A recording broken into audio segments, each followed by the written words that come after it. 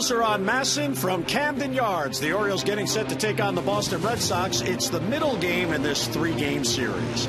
And hi, everybody. I'm Jim Hunter. Thanks for joining us. The Orioles are playing outstanding baseball on this homestand. They are 6-2 through 8 games on this 10-game homestand and got the victory last night. Very much how they've won most of their games on the year, beating the Red Sox with the long ball. The Orioles last night hit 3 home runs. 5 of the 7 runs came in on those 3 long balls, and the Orioles took advantage. And when you look back over the year, this has been the blueprint the entire season. When the Orioles hit a home run in a game, they are 56-29, a .659 winning percentage, 8th best in the major leagues. When they don't hit a home run, they have won just 7 games on the year, a .226 winning percentage. That is 27th in the major leagues. And you see the winning percentage difference of .433. That is the 3rd largest between hitting a home run and not hitting a home run, trailing only the Yankees and the Brewers. The Orioles last night with the 3 home runs. Now, Jim, I know over the course of a year, you probably not want to rely on the home run, but the Orioles have been doing that all year, and it's been working out okay. Well, that's not what they really drew up. I mean, obviously, you'd like, they're hitting .240 with runners in scoring position. The Red Sox came in at .280. They went 1 for 10. Orioles hit the home runs. The Red Sox didn't get the big hit last night, so they're still down at the bottom of the pile when it comes to runners in scoring position. They steal less bases. You'd like to have more team speed, but they don't have it. So what are you left with? You're left with, let's hit some home runs. But at the end of the day, again, last night, the Red Sox needed to win. They still need wins. The Orioles need to keep winning, Jim, as you know. And what happened was Chen made the big pitches. They made the big plays. And all of it, they just outplayed the Red Sox. And that's how you win ball games. And the home run certainly helped. Yeah, and the Red Sox actually out-hit the Orioles last night. They had men on base all over the place. But how do you win those close games when men get on base? You catch the ball. Well, yeah, the Orioles have a very maligned, as you look at the Home Depot, doing more on defense. Manny Machado, this is his first difficult play here in the big leagues in game number 5. And again, this right here, this is all in the first inning. So the Red Sox could have had an early lead. As it turns out, outstanding defense. 2-1 ball game until the Orioles scored 5 in the 6th. Ken Neal with a couple of good plays. And again, Chen made the big pitches last night. Beckett unable to do it. So again, outstanding defense, and then you couple that with the fact that they outscored the Red Sox 7-1. So, the headline today was Orioles maul Red Sox, but a couple of hits, a couple of pitches. That game certainly could have been a lot closer. Quintanilla adds a lot to the Orioles defensively because when you watch him play second base, you could see all of his shortstop instincts coming out. Let's not forget, he came up as a shortstop. He's bringing out on the other side of the diamond. Well, we go back a few years, maybe 8-9 years. How did Brian Roberts come up? He came up as a shortstop. Robert Andino had a terrific year for him last year, another former shortstop. So great speed, and he's getting the big hits and making all the plays out at second base. Well, tonight, the middle game of the 3-game series. Orioles looking to get it done and win another series from the Boston Red Sox. It's a beautiful night for baseball. Lineups and first pitch are coming up next.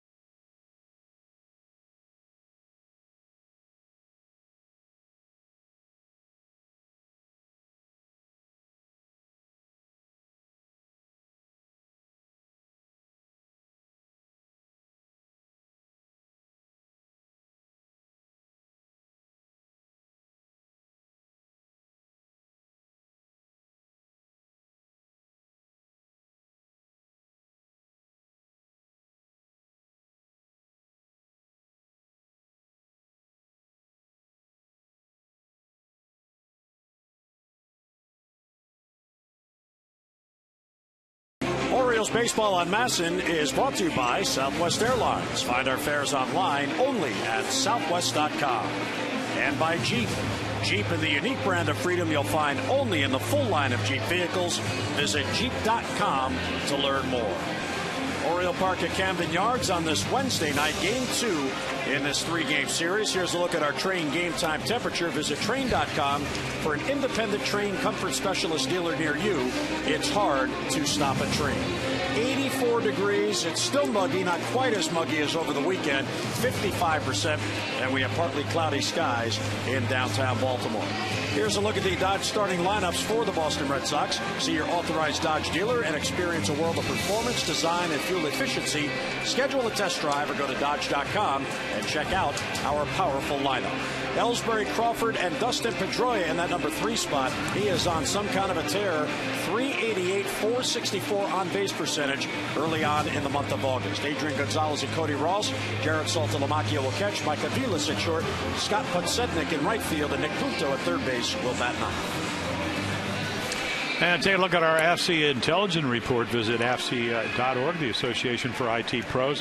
Well, Miguel, who was born in Mexico, raised in California, Senor fastball 71% of the time. He uses his heater. And, boy, he can spot it in and out. That's why the third key is Senor in and out, because he really pitches out of the middle of the plate when he's pitching well. And the other thing is his second best pitch, again, he has a slider and a curveball is his changeup. And, again, coming off one of his best performances of the year right after Kansas City roughed up Wei-Yin Chen, 7 runs on Thursday night. He came back and really handcuffed the ball club by just staying out of the middle of the plate with his fastball. I think that is fabulous that your scouting report tonight was bilingual. Love it. Was it an Anye? Yes. Or is it an Enye? There is Wei-Yin Chen, the winning pitcher last night, picked up his 11th win on the year, and he continues that streak. He's lost back-to-back starts only once all year, getting the win last night after a loss prior. And Gonzalez to Ellsbury misses high, 1-0. We are underway at Camden Yards. Ellsbury playing in only his 38th game on the year. One of the best players in baseball, Jim, having trouble staying on the field. Yeah, well, again, just sliding to second base, subluxation of his right shoulder. And that got him out back all the way in April, 14th of April. So we were talking about it last night, Jim. I mean, Verlander won the MVP and the Cy Young. There's his skipper, Bobby Valentine, but Ellsbury, second in the most valuable player. Career year last year. I mean, anything you could ask from. Great defensive player, stole bases, hit home runs, high average. Here's the 1-1. It's right there for a strike, and it's 1-2 as Gonzalez hits the glove of Wieters. Yeah, Mike Everett doing the home plate umpiring, and of course the Red Sox would like the fact that pitch would be called to ball. So we'll see how consistent he is and where his strike zone is. That's what the hitters and the pitchers need to find out. Here's the 1-2 pitch, and it's a bouncer right side. Gonzalez over to cover. Reynolds grabs. He'll go to the bag unassisted. And one down as the speedy Ellsbury is retired. Yeah, nice little pitch there. Take a look at the Orioles defense. Outfield, McLaughlin, Jones, and Markakis. Couple of Gold Gloves, center and right. Machado playing very well defensively. Shortstop in the minors. Third base here in the big leagues. Hardy, Quintanilla with some outstanding plays. Reynolds also with 2 home runs, but picking it over at first, and then a Gold Glove for the Orioles behind the plate in Matt Wieters. Here is Carl Crawford. He moves up against a right-handed pitcher. He batted down in the lineup last night, and the fastball misses outside. 1-0. Crawford, like Ellsbury, a lot of injury problems. Only his 27th game on the year. Yeah, wrist surgery in the offseason, so he missed most of spring training, unable to do anything, and then elbow problems. Ouch. Fell straight down off the body. Well, already, and we're into the second batter, the Red Sox, and they know this because they've done their preparation, is that Miguel Gonzalez, again, we haven't seen 92, but 90 and then a changeup. When he gets into fastball counts, whether he's behind or ahead, he's really going to be able to try to pitch to both sides of the plate. Fastball's high, and it's 2-1. This is the toughest inning in so many ways because you come out of the bullpen. You talked about the weather. It's actually pretty nice evening to pitch, but just don't really know what you have at this point. Pitching is so much touch and feel. Foul back. You saw in that close-up of Miguel Gonzalez that he actually shaved before pitching today. Pitchers usually don't do that, and I saw him in the clubhouse. I said, what are you doing? Team picture. I had to look good in the team picture. Well, he's a rookie in his first big league team picture, so he shaved before he start. Could have photoshopped him in. Two pitches fouled back. He could make you look any way you want. Well, look at that, clean shaven, looking for his 5th win on the year. Well, let's hope that's a good thing. Well, he is coming off just an outstanding start last Friday against Kansas City, where he pitched 8 innings and allowed just 1 run on a solo home run to Perez, the catcher, as Crawford takes outside ball 3. Crawford is hitting 2 in a row. He has worked the count full to 3-2. 1 out, nobody on, just underway. And it's inside ball 4 and a close pitch, and Crawford draws the walk. Well, the Orioles have been trending upwards, no doubt about it. They've been able to survive all of the times this year in which it looked like they may be going the other way. Birds are 11-4 in their last 15 games. That is the best record in the American League over the last 15 games. That has improved their record from 3 above 500 to 10 games above as they begin tonight. And they're 10 above for the first time since June the 24th, when their record stood at 41-31. And right now, the Orioles are in the top spot in the wild card race, as Pedroia takes outside 1-0, because Tampa Bay not only lost today, Felix Hernandez of Seattle pitched a perfect game against the Rays. They had won 7 in a row. Pena threw a ball away, Carlos Pena, last night, and they lost by 1 run. So they've now lost 2 in a row out on the West Coast against the Mariners.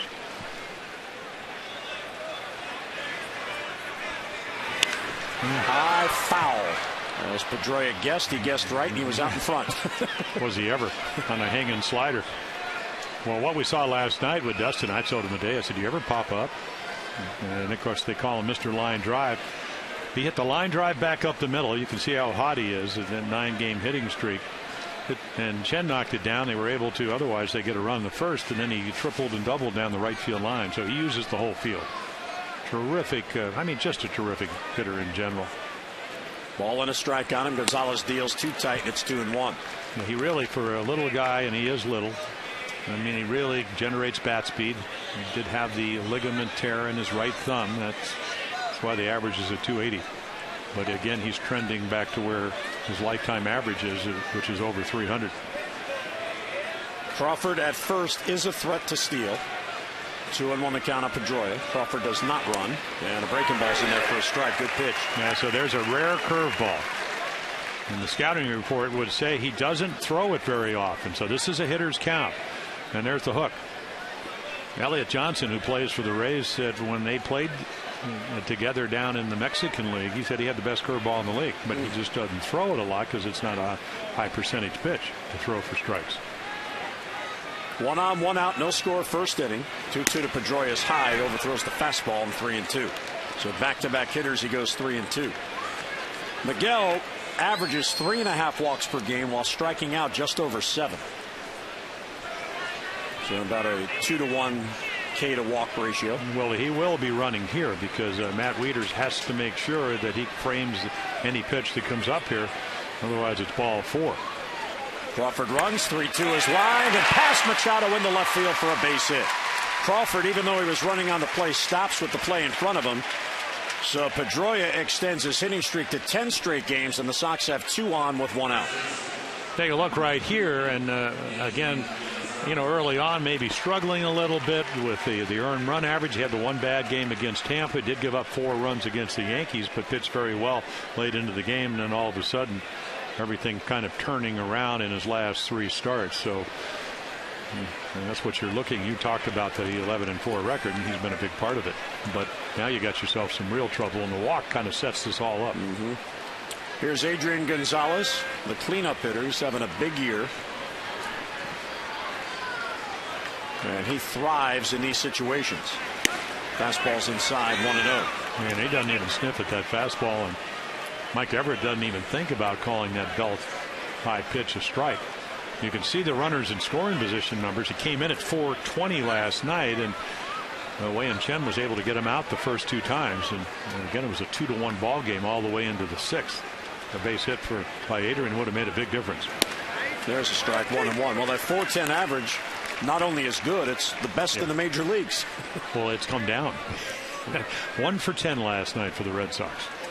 You know, they left 12 men on base, out hit the Orioles 11-7. 1-1, 2 on and 1 out. And a high fly ball to center field, chasing Adam Jones back as that ball carries, but he gets to it on the warning track. Crawford tags, he goes to third. Pedroia was all the way down to second base. He is back to first. Yeah, 2 factors. I mean, a nice swing by Adrian Gonzalez. I mean, he drives it deep to center, as you can see. But again, the movement, the splitter. See how he separates his finger. Watch this ball tumble. So the movement just gets it off. Maybe the sweet part a little bit towards the end. So again, a good swing. And he hits it well enough, but he gets him to hit it to the big part of the ballpark. It's part of pitching. And our Exmo brought to you by Toshiba. A huge out for Gonzalez. Runners on the corners, 2 down. Here's Cody Ross, who is DHing tonight. Yeah, that same pitch, down and in, 3-run home run. But because it was away enough, he got him to sky at the center. Fastball misses inside, 1-0. And we're seeing here what separates Miguel Gonzalez from a lot of pitchers new on the scene. He not only, Jim, is not afraid to pitch inside, he thrives pitching inside, and you can see here in the first inning he's tried it to every hitter. Yeah, well, he when he's on his game, and hopefully if you're an Oriole fan that'll be the case tonight, he's able to do that. That's why they liked him in the minor leagues. And there's a slider. It's not a great one, but Cody Ross he's a dead red fastball hitter. He loves to hit the fastball. He's slugging .552 off the fastball. And then when he's looking fastball, you just throw a get me over slider. I don't know if you want to do that on a regular basis, but it certainly fooled him there. Those are nice little numbers there. Almost 300 with runners in scoring position. 297. Gonzalez checks Pedroia. And there's a perfect blown away fastball. He's looking in. He's a really good inside middle hitter. Now, this Boston team, despite the fact they are 3 games below 500, they can hit. They are 4th in the league in batting at .268, 574 runs scored. And that's number 3. 3rd in runs scored, and then the average number you talked about. And that's with Ortiz being out a month and all the injuries they've had to Ellsbury. Youkilis early on, even though he didn't get to play. Will Middlebrooks, who, if you take Mike Trout out of the equation, is probably the best rookie hitter in the American League. Right here, good swing and out. Yep. So the Orioles are 10 games above 500. The Orioles average 4.2 runs a game. The Sox are 3 below. They're averaging 5 runs a game. So they certainly can hit. It shows you how well overall the Orioles pitched last night, holding them to 1 run. First and third, 2 down, no score. Gonzalez trying to get out of this first inning jam. Making his 8th start and 11th appearance of the year. And Weeder's out to the mound, having trouble coming together on a sign, so you go talk about it. I think they just want to, I think they want to make sure they're on the same page. And not only is Cody Ross a good fastball hitter, he's a good pull hitter. And take a look at their change-ups. As we look at Michael Gonzalez, again, the average, the curveball doesn't throw it very much. Fastball average low, slider, and you can see all the velocities. And as Jeff Franticare said, 91.6 looks like 93, 94, 95.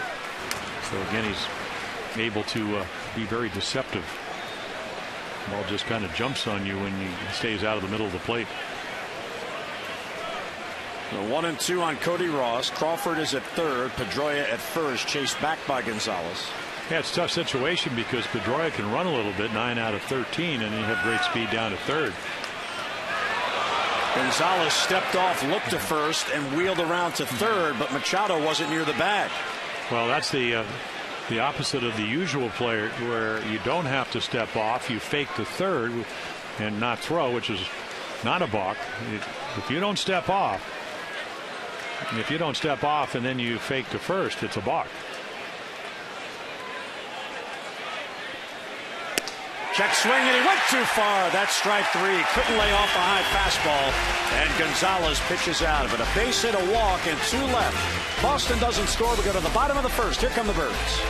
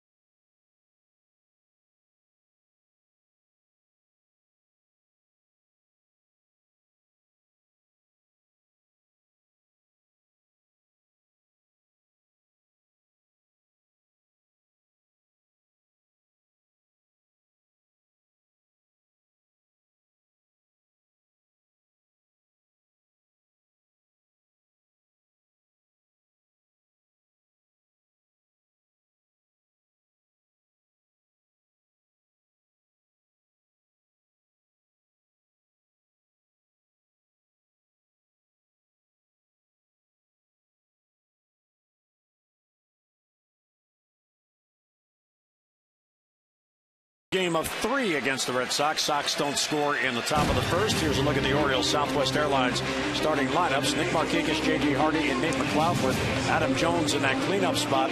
Batting .340 in the month of August, a .404 on-base percentage. Matt Wieters will catch him at 5th. Chris Davis, the DH. Mark Reynolds at 1st. Manny Machado at 3rd base. And the Q, Omar Quintanilla at 2nd base will bat 9th. Take a look at our the intelligence report on the 33-year-old right-hander out of Kentucky. Well, sink or shower, because he's a sinker ball. Throws grounders, strikes out, about 1.05 per 9 innings. So he pitches to contact. And Eastern cooking. I was going to say cooked by the Eastern Division. 0-3 with an ERA of over 10 runs a game. So Markakis first ball swing, pounces it right to shortstop, and one away. Well, he had a memorable debut as a Red Sox pitcher. Was against the Orioles on May the 5th, and in a play at the plate, the ball got past the catcher. There's Saltalamacchia. Cook covering at the plate, and he lacerated his knee. He lasted only 2 2/3 innings in that game. He had to leave the game. Didn't pitch well up to that point. He had allowed 7 runs, 6 earned. But that kept him on the DL from that day, May the 6th, until June the 24th. And he's now back with the Sox. He had a great spring, and then he had one of those opt-out, and they called him up for that. And then he hurt his knee, and back on at the DL. One rehab, but it's all about ground balls. Hardy to right field, circling towards it is Podsednik. And crossing over into foul territory, he's got it for the out. Yeah, take a look at their defense. Very, very speedy. Crawford won a Gold Glove his last year in Tampa a couple of years ago. Ellsbury, a Gold Glover. Podsednik can really go get him. Punto Vilas, Pedroia, Gold Glover. Gonzalez, Gold Glover. And then Saltalamacchia with the longest name that I can think of. And he hits home runs off right-handers. Yes.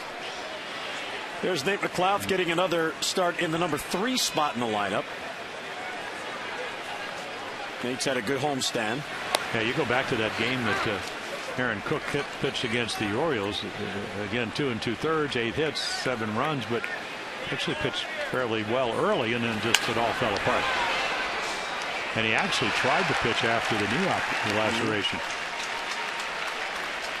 Yeah, not wanting to give in because it was his debut and not realizing just how severe it was, as he missed a month and a half with that, as he misses inside the McLeod. So a ball and 2 strikes. Yeah, he faced Jason Hamill that day, and then the infamous 17-inning game where Chris Davis became a legend. Oriole DH first baseman at the time ended up pitching a couple of innings. The pickles sign over here outside the ballpark. Well, I guess it's a restaurant bar. Yeah, right the whole next week, Chris Davis for Cy Young. One of the great signs of the year. Driving into the ballpark. And the 1-2 pitch is hit to second base. Right there is Pedroia. And Aaron Cook has a very quick and quiet 3-up, 3-down inning as the Orioles go in order. Second inning coming up at Camden Yards. No score.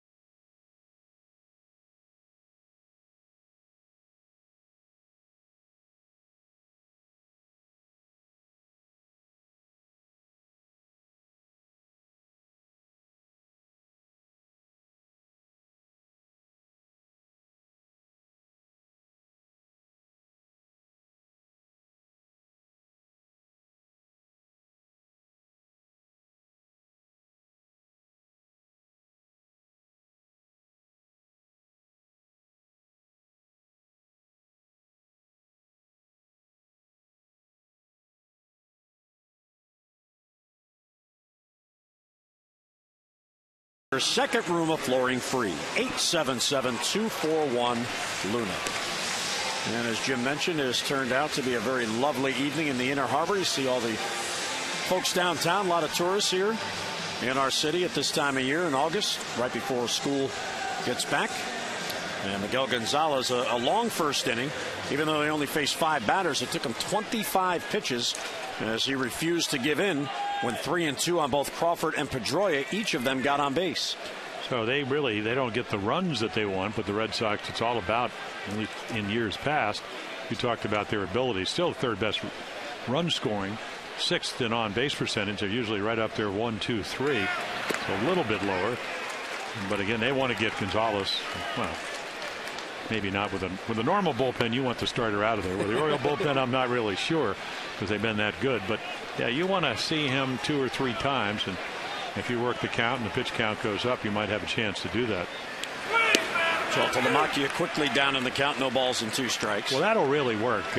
He reminds me a little bit of some of the pitchers I pitched with. First pitch curveball, throws it close enough that Jared swings at it and then points the outside corner with a fastball. So maybe a little bit better rhythm, and now you can see the high target. They're going to ride the ball up. So Saltalamacchia, big strong guy, average down since early June, but the home runs at 19 hitting this way. 1-2 on Saltalamacchia. Avilas on deck. He'll bat next, and it's outside 2-2. Both these teams have unusual roster makeups for this series. The Red Sox have a 7-man bullpen, 6 starters, and a 3-man bench, while the Orioles have 8 men in the bullpen, 4 starters, and a 4-man bench. 2-2 pitches just outside ball 3, so another 3-2 count. And of course, the reason for that extra arm is Steve Johnson was brought back just in case they need him in relief, and he's in line to possibly make a start later on this week, either Friday or Saturday. But at the moment, Steve's in the bullpen, so 8 men in the Oriole pen. 3-2 is pop foul. Yeah, TBA for the Orioles on Saturday. To be announced. So it's going to certainly. You got Cook tonight throwing grounders. You got Buchholz, who's 6-1 in his last 7 decisions, and then you get the MVP Cy Young guy when you go to Detroit. Mr. Verlander. Yeah, Justin Verlander. 3-2 is pulled foul. So Saltalamacchia with a real good at bat here. He fell behind 0-2 quickly after 2 pitches. Yeah, this is not a guy you really like to have leading off an inning because, again, you have to throw a strike. You don't want to have a leadoff walk, but he's got home run power. And in this ballpark, he certainly has power to hit it out anywhere. And we saw that over the weekend when the Royals came to town. Home runs flying here. Eighth pitch is hit towards the shift. There's Hardy on the second base side, and he gets it to first and finally retired. Well, it's Wired Wednesday. We talked to the skipper, Buck Showalter, and asked him about the approach of Miguel Gonzalez on the mound. Some guys always talking about establishing their fastball. He's got to establish also that he can slow the hitter down and make them get off of certain things. And he's able to do that. He's fearless. You know, it's very interesting. Sometimes I challenge everybody to look at his track, his track him or what he's come through to get to this point. You know, some of the things he's done, whether it be winter ball, whether it be, you know, coming through injuries and what have you. It's about timing sometimes, and he's taken a lot of the experiences that he's had through his career, and I think we're seeing some of that come to fruition. Well, he's 28 years old and a rookie. It took him a long time to get here as Aviles hits it to right field. Easy play for Markakis and 2 men down.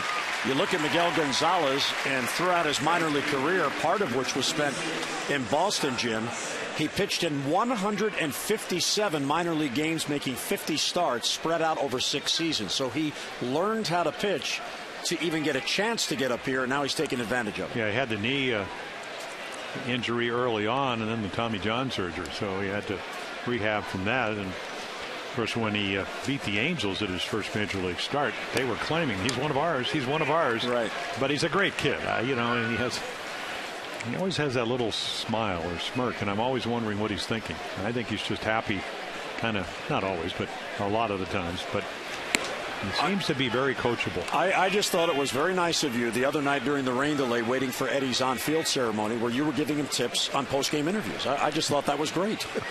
Well, he said he's trying to get better. Miguel, here's the deal. Here's how you go about doing that. Popped up off the bat of Podsednik. Easy play for Adam Jones, who will move over towards right center. And there's a bounce-back inning. After a long first, 3 up, 3 down. Mid-second at Camden Yards. O's and Sox, no score.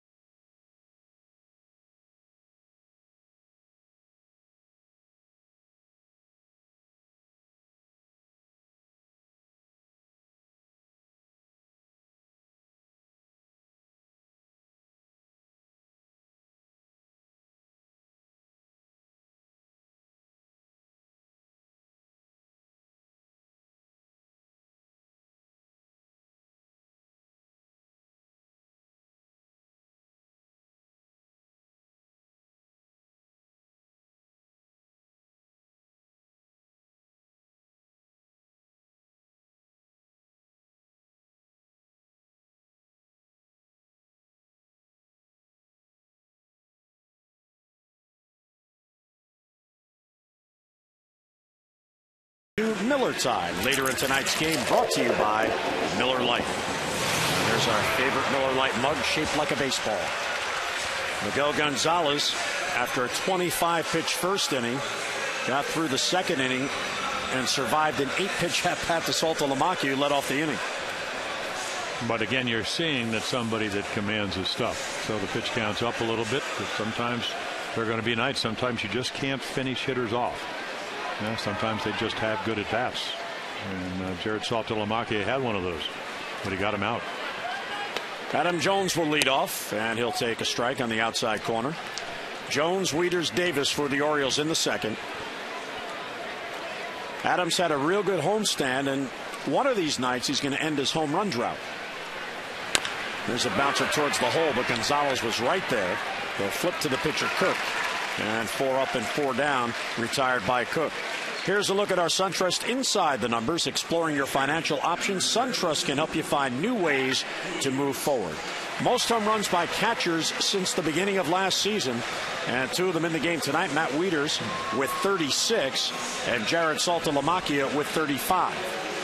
Aaron Sebia out for the year with a broken hand. And so again, one of the big hits last night didn't go very far. Went about, what, 70 feet? High chopper in the 6th inning. Yep. Very questionable curveball swing. Matt got the call and hit a high chopper, Baltimore chop over the head of Beckett, and nobody could come up with it. Wee Willie Keeler would have been very proud of that swing. And there's that sinker. You can see it going straight down. Again, Aaron Cook coming off one of his better starts. He beat the Rangers. And that's not easy to do. Not with their offense. Not only did he beat them, only 1 run. Ball's behind Wieters, 2-0. Yeah, you're hoping, and we talked about it the other day, when you have a sinker ball, everybody's going, make him bring the ball up. But if he throws strike 1, it becomes a lot more difficult to do. Line foul the other way. Wieters on the homestand, 3 home runs and 9 RBIs.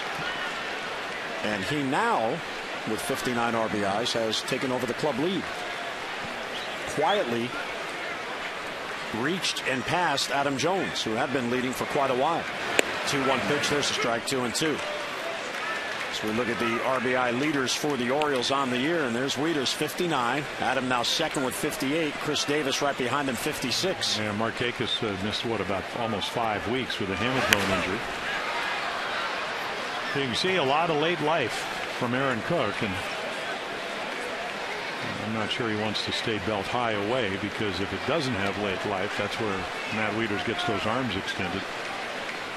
And he started all against the Mariners, what, off of Millwood. 2 home runs, change up and a fastball, dead center field a week ago Monday. There's a bouncer to second base, another bouncer. Pedroia's there. He'll get Wieters, and 2 down. Of the 5 outs, 4 have been ground outs in this game. The Orioles will close out the homestand tomorrow, 7:05, the showdown game against the Red Sox. So come on out and back your birds and get on board as the Orioles battle for a playoff spot in 2012. You can get your tickets in advance and save. Just call 888-848-BIRD, or if you prefer, just get online at Orioles.com. Chris Davis bats, 2 down and the base is empty. And Aaron Cook doing his Mark Fidrich impression, which is basically ground ball to Trammell. Ground ball to Whitaker. Whitaker, that was it. Boy, was he a good young pitcher. In fact, hailed out of Massachusetts. You know, he had the knee injury and then the ensuing arm injury. Pitched with a bad knee, as did Jim Lomborg, who won a Cy Young, 67 for the Red Sox. Look at that, another ground ball right to Pedroia. Yeah, imagine that. He'll get Davis. 3 up, 3 down go the Orioles on 3 ground outs. We're through 2 at Camden Yards. The O's in Boston are scoreless.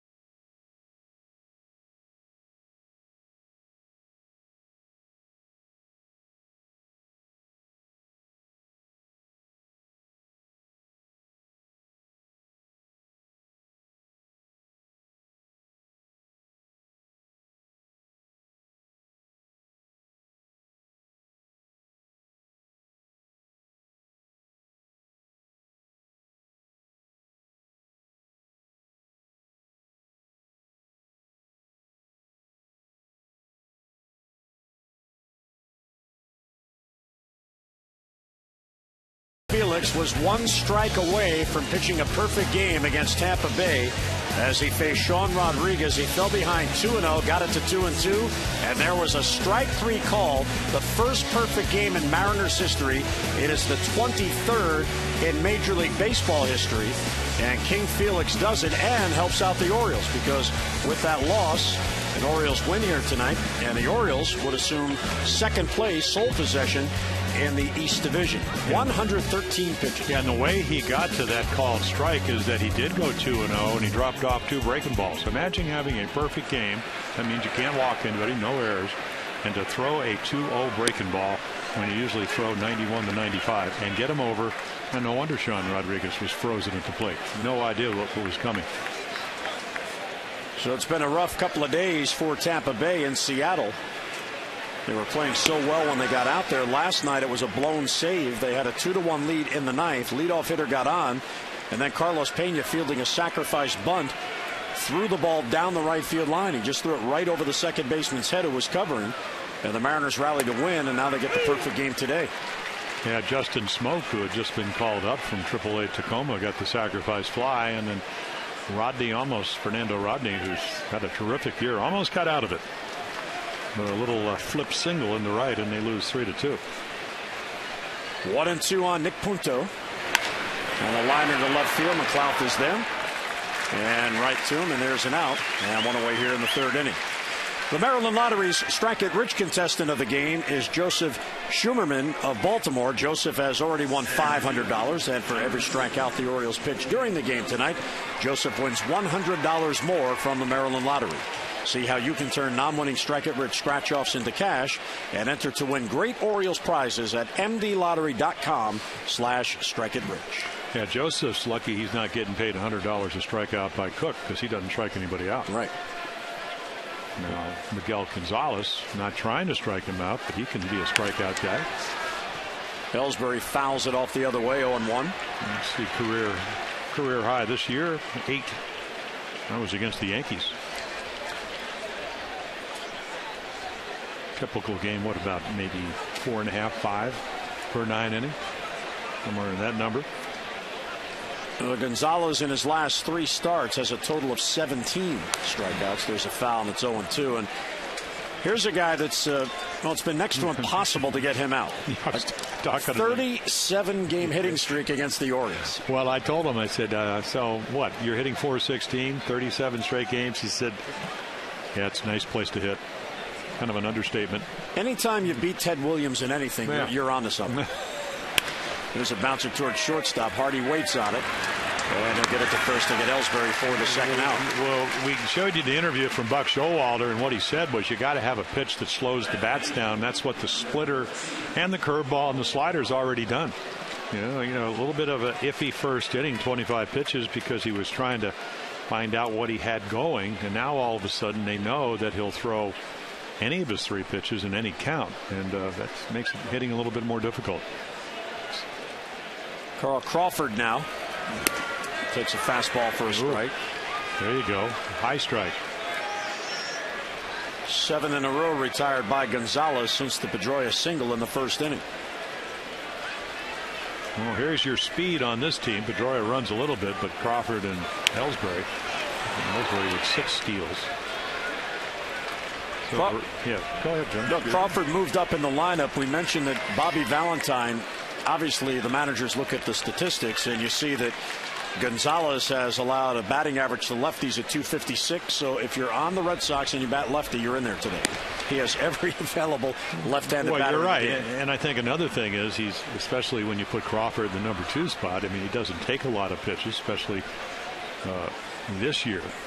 But you're trying to create that first and third situation if Ellsbury happens to get on. And protecting the outside corner, he slaps it foul. Well, second time through the lineup, Miguel dominates, and then it levels off a little bit third time. But no, they're still very reasonable numbers.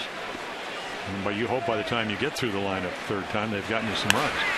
Fly ball to left. Slicing back foul. McLeod is over, and he runs out of room.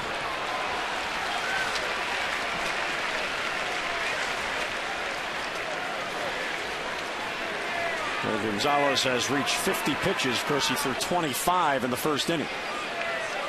He's got 2 outs and nobody on, trying to retire Carl Crawford here in the third. Yeah, that's huge because it'll keep it pretty much where you'd like to. Right to Markakis.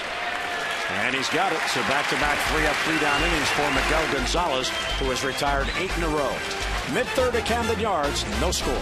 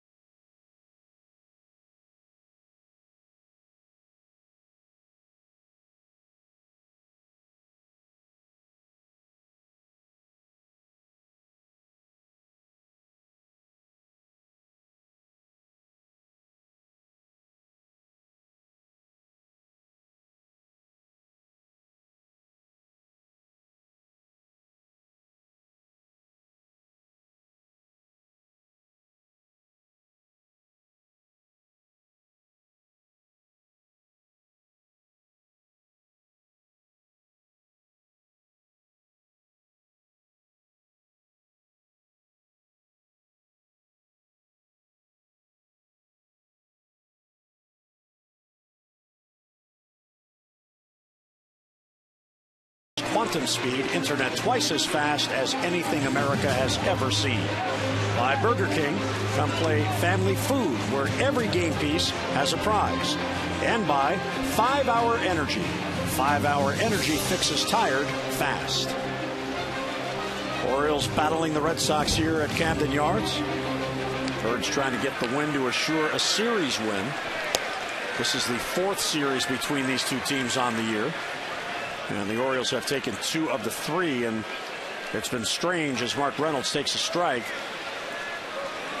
Here's the 0-2 line right to the shortstop, Micah Vilas, and 1 down here in the third. But the road team has won all the series. The Orioles 2 series wins at Fenway, and the Red Sox took 2 out of 3 here, the only other series they played here. Red Sox are better on the road, so are the Orioles. So that explains that. They have, when we talk about the Red Sox, and with Cook pitching tonight, they have a very low earned run average, 3.84 on the road, which is, and there's Manny. Could be a one-name phenomenon, especially if he has the kind of weekend he had against the Royals on a more regular basis. There's a chopper towards first base, and Cook gets over there, athletic move, and he grabs it unassisted to first, and 2 men down. So what, about 3 pitches right there? There you go, 2 outs.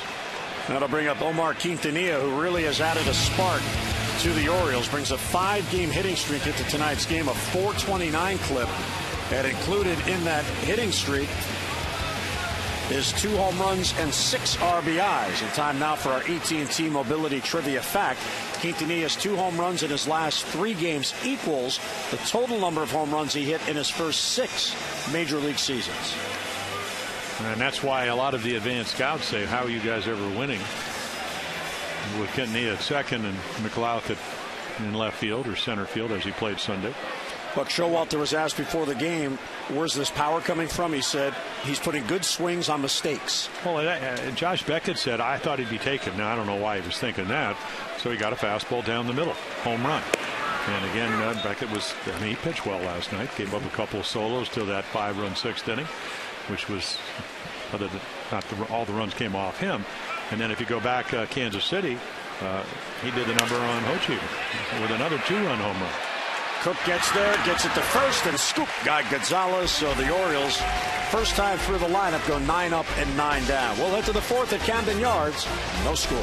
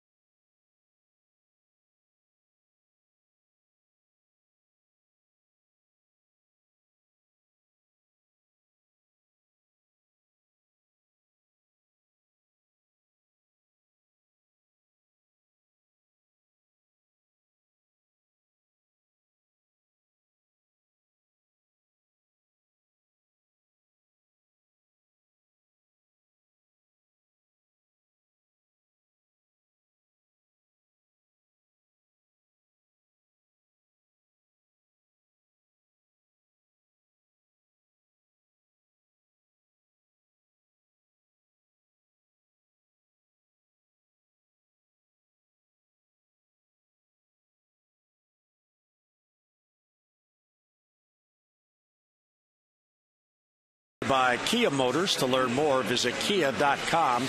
Lowest ERA in the major league since August the 4th. Tampa Bay at 2.06, and the Orioles second best at 2.53. The Orioles have seen the Rays in that time span. Tampa Bay, which was hot before losing the last two, has pitched better than the Orioles, but that's it. The Orioles in that span have gone 8-2 since August the 4th. Yeah, the bullpen's ERA is under a half a run a game. Tampa Bay since the break is like under 2.2 runs a game. That's why they've that and LaGloria coming back. So second time through the order. And it's always a difficult inning when the pest leads off. Yep. That's what I call Pedroia. He's that good. Talk about. There's a ground ball towards the hole, backhanded by Reynolds. He will flip to Gonzalez. He let him. Yeah, well, and Miguel got there for the out. That play went really quick. And there goes Miguel going, a little more time, but he's over there. And everybody yelling, get over there, get over. Anytime a ball's hit to the right side, that's what you get. So not an easy play. A little more time right here. There you go. Looks like Joe Flacco leading his receiver over the middle. But there's no middle linebacker. All you got to do is catch it, which is great camera work. Yeah, he didn't have that middle linebacker waiting to level him. No footsteps other than Pedroia's coming down the line. Adrian Gonzalez takes a strike. You saw the pitch count for Gonzalez. He's now over 50. Was 52 on the first pitch to Pedroia. He had a 25-pitch first inning. Aaron Cook has thrown 25 pitches in the game to get through 3 innings. Well, they're totally different type of pitchers. And again, 16, 17 pitches. If you can't do that, you got to get another profession. It's when you start getting 19, 20 on regularly. I mean, obviously 100 pitches after 5 innings. I mean, just think about it. Everybody says, well, they're only going to give you 100, 105, 110 pitches. 15 pitches for 7 innings is 105 pitches. That's how the game has changed. Well, Miguel has had 13 in the second, 13 in the third, so he's improved on that tough first inning, which was only a 5-batter inning. Here's the 1-2 pitch. It's hit towards center field. Adam Jones in on it. Won't be able to make the play. That falls in for a base hit. So a 1-out single that snaps the streak. 9 in a row had been retired. The next fireworks night here at Oriole Park is Friday, August 24th, as the Orioles take on the Blue Jays at 7:05. So gather up your family and friends and come out and enjoy a beautiful post-game show that lights up the downtown skies. You can get your tickets in advance and save. Just call 888-848-BIRD or visit Orioles.com. Miguel back to the stretch as Cody Ross comes up. Swung on and missed. Boston, like the Orioles, not a stolen base team. The Red Sox are 12th in the league with 58. Orioles only have 36. That is the fewest. That's the Ellsbury effect. Yep. Again, only playing what? This is his 38th game. An off year for him is 37 or 40. Late swing, 0-2. Well, you can see what Cody Ross is trying to do, and that's power the ball. Boy, ever since he came up and Dodgers, Marlins, he's a power guy. Very quick bat, inside half hitter with home run power. Here's the 0-2 pitch. He got him. A breaking ball he couldn't reach. So 2 strikeouts for Gonzalez each time he's been able to get Ross. Oh, check out this slider. And then he gets right on top of it. Maybe a little bit in between. You can see him pull down on that. I guess it's almost like a curveball, but perfectly thrown with 2 strikes. And then again, nicely blocked by Matt Wieters. Our Nissan Pitch Tracks get to Nissan's Summer Saving Days. The event will end September the 4th. Visit ChooseNissan.com and hurry to your local Nissan dealer. Now 2 down with Gonzalez at first. Here's Jared Saltalamacchia. Fouls it back 0-1. See, so now we're seeing Miguel Gonzalez do what he did against Kansas City, which is get more into the game. Again, good fastball hitter out over the plate. That pitch right in on his fist. Fought it off. And then that sets up the outside corner. And again, when Miguel's pitching well, not only does he go to the corner like he did in Yankee Stadium, he's able to stay right where the glove of Wieters is. And look where Matt sets up. And then just misses. So now Salto Amaki is seen in. He's seen away. He did see some curveballs. 11 pitch at bat the first time up. Oh, a bunch of curveballs. And Gonzalez at two-step lead. If he took a two-step lead, he'd be in foul territory. So he bluffs going, and the pitch is inside 2-1. If he runs, we'll have a story. Well, they call that a one-way lead, where actually one-way lead is where you get a real big lead off the bag and you're going back to the bag. And again, usually it's 2.5 steps. Well, so now a little bit bigger here. Maybe not, though. Those are small steps off that base. And the 2-1 pitch. There's a strike. Breaking ball bent right in there. Froze the batter. Miss Senior unexpected. That's what Earl Weaver used to say. Throw the unexpected. First pitch strikes. Began 1 for 6. He is 8 for his last 9. There's your first inning. Trying to get into a rhythm. And able to get out of that first and establish it. 2-2 pitch, foul back. Right on it. Yeah, one of these games where you think that it's going to be one play, one hit. Leadoff batter gets on versus getting them out. Cook is getting the ball to sink with the best of them.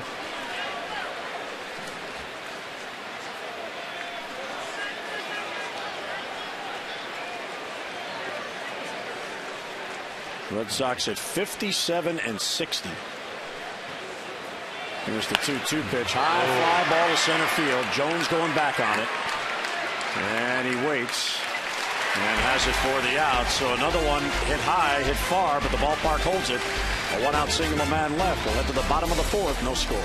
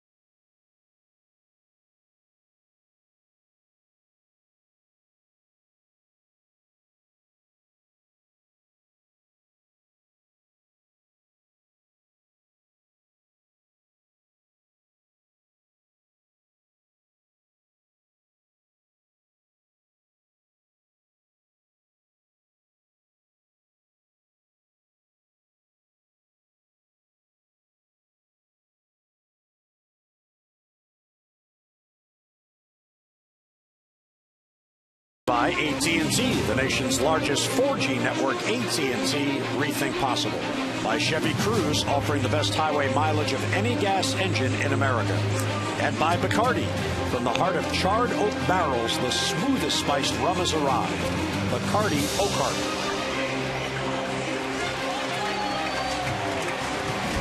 What a beautiful night at Camden Yards. It was an interesting ride home last night with those storms going through the area that hit the ballpark just as the game ended.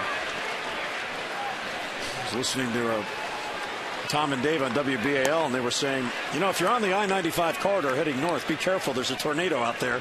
And I'm thinking, wait a minute. I'm on the I-95 corridor going north. You might get home quicker. Yeah, might have. A lot of lightning. And it is a beautiful night tonight. Markakis 1-1 leading off. Hardy and McLeod 9 up, 9 down. First time through the lineup by Aaron Cook. Nick bounced out to shortstop leading off in the first. And then it's low ball 2.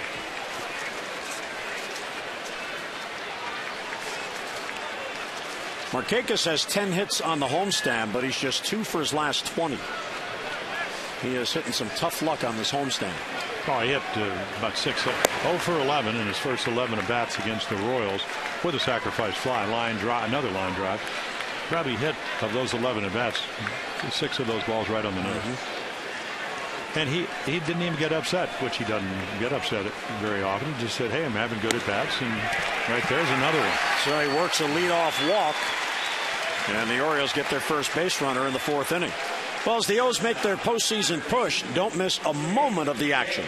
For starting lineups and in-game alerts, just text Orioles to 29292. I'm looking at this article, Jim, that I actually printed back on the 3rd of March. Talk about 5th spot in Red Sox rotation has started. Of course, it probably started back in January, maybe December for the Red Sox, as it does for other clubs. DeBron, Miller, Cook, Padilla. Markakis was going chopper to third, glove there by Punto. He'll get Hardy, and Markakis makes it to second base. So by putting the man in motion, the Orioles get a runner to second. And the assumption was for the Red Sox that it was going to that Daniel Bard, who last year was their setup guy, would be the 4th starter. And then, of course, Padilla, the Sevys had the best spring of all of them. DeBron's won 10 games, which leads the Red Sox in wins. Buchholz is the 2nd best starter. We'll see him tomorrow. Lester and Beckett have struggled. They have 11 wins and 43 starts and haven't pitched up to their capability. So it's kind of interesting. Andrew Miller's in the bullpen. And Cook had a very good spring. And there you look at that. That's throwing that sinker. He had a great spring, but they sent him out because they thought they had other guys that were going to be better. Here he is, trying to keep him in the pennant race. Ball 1 to Nate McLeod, who bounced out his first at bat. By using McLeod in the number 3 spot, does that take the bunt away from him? Well, it does now. You know, I don't think you want him bunting when you got a chance to put the Orioles ahead.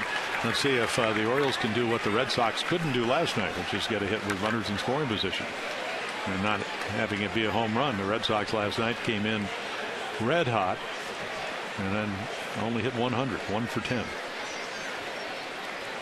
Nate grounded out his first at bat.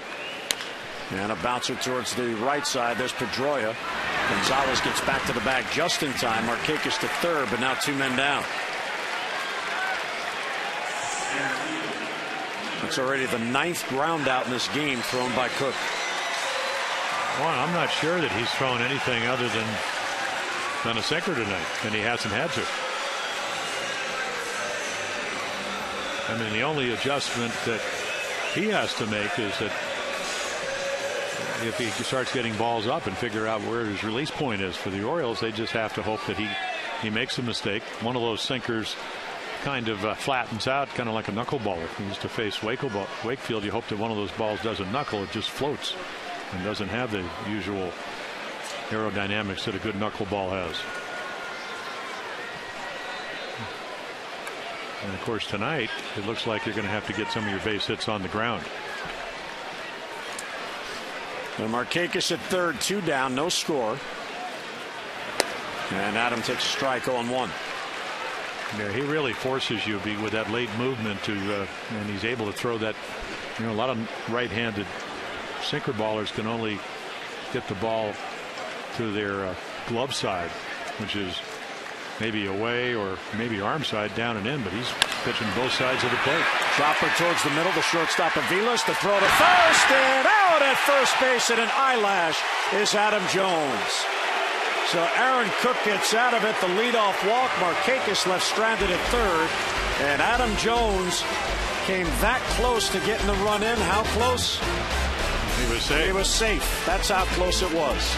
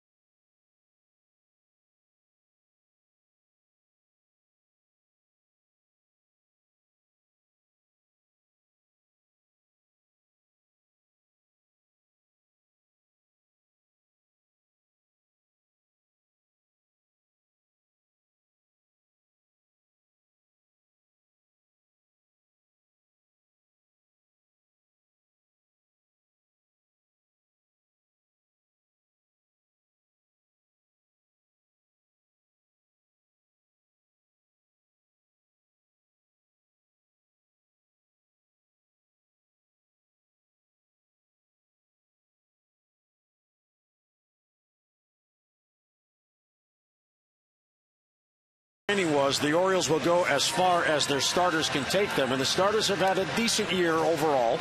Coming into tonight, 42-45 through 116 games with a 4.69 ERA. That is 9th best in the league. But if you look back to last year, the starters for the season won just 46 games while losing 72, and their team ERA as starters 5.39. Now the Orioles starters this year, Jim, already have 42 wins. Last year you saw they didn't win their 42nd game until into September, so they're well ahead of the pace. Well, again, Dan Duquette, who came in as his first year as president of baseball operation. Chris Tillman's been on a run. Tommy Hunter up and down, even though he pitched very well on Sunday, throwing the ball a lot better than last year. Then you go out and get Jason Hamill in the Guthrie trade, along with Matt Lindstrom for your bullpen, and then the big addition, along with Hamill, is Wei and Chen out of the Japanese league. So they got that play a little bit wrong at first. Of course, last night the questionable possible strikeout of Wieters looked like he might have gone. Orioles parlayed it into a 5-run inning. Well, the replay we had going to break, Laz Diaz just flat out missed that one. That wasn't even close. And the Orioles should have a lead and still be batting. 1-1 on Aviles. And a pop-up. Foul ground near the dugout. Wieters hoping for a play. And he's got it. And one down in the Boston 5th. Well, last week, Buck Showalter said once you get below 50 games, you get an idea about your players in a race. Well, the Orioles have 45 games left after tonight, so we asked the skipper for an update.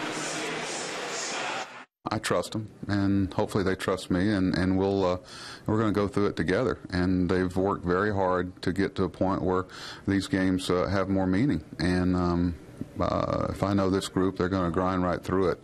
And, they understand that the game, some of the things will change as they dwindle, and some things that we may conventionally have done for the long haul won't quite be that modus operandi, so to speak. It'll be a little different.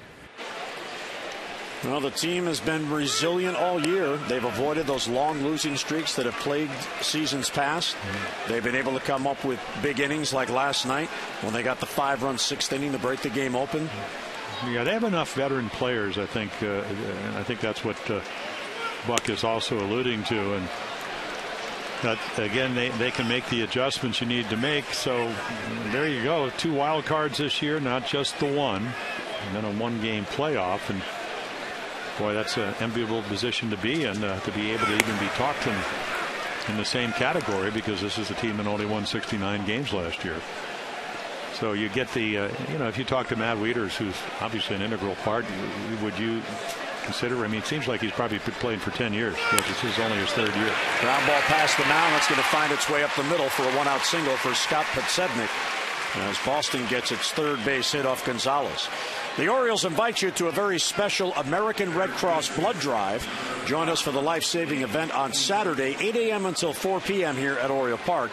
All donors receive a limited edition Oriole Park 20th anniversary baseball, a couple of tickets to an upcoming game, and a chance to meet former Oriole Chris Hoyles. Now, appointments are required, so schedule an appointment by calling 1-800-RED-CROSS. You definitely think this has to be a running situation, or at least letting Nick Punto do something offensively to try to get a runner in scoring position. Podsednik 6 out of 7. It seems like he's been around forever.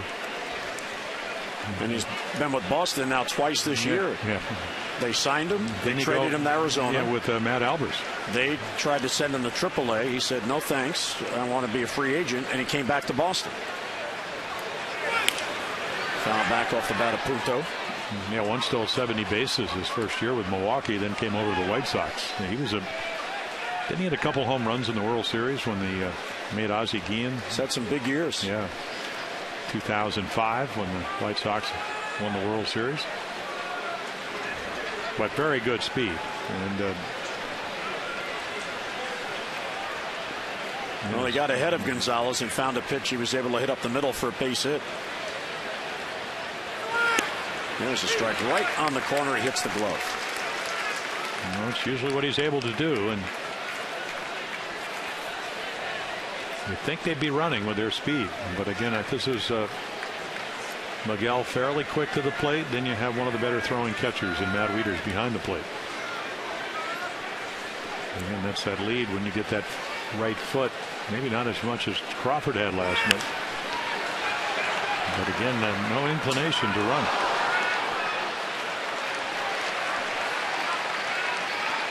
The pitchers have been in such command in this game as we play here in the 5th inning.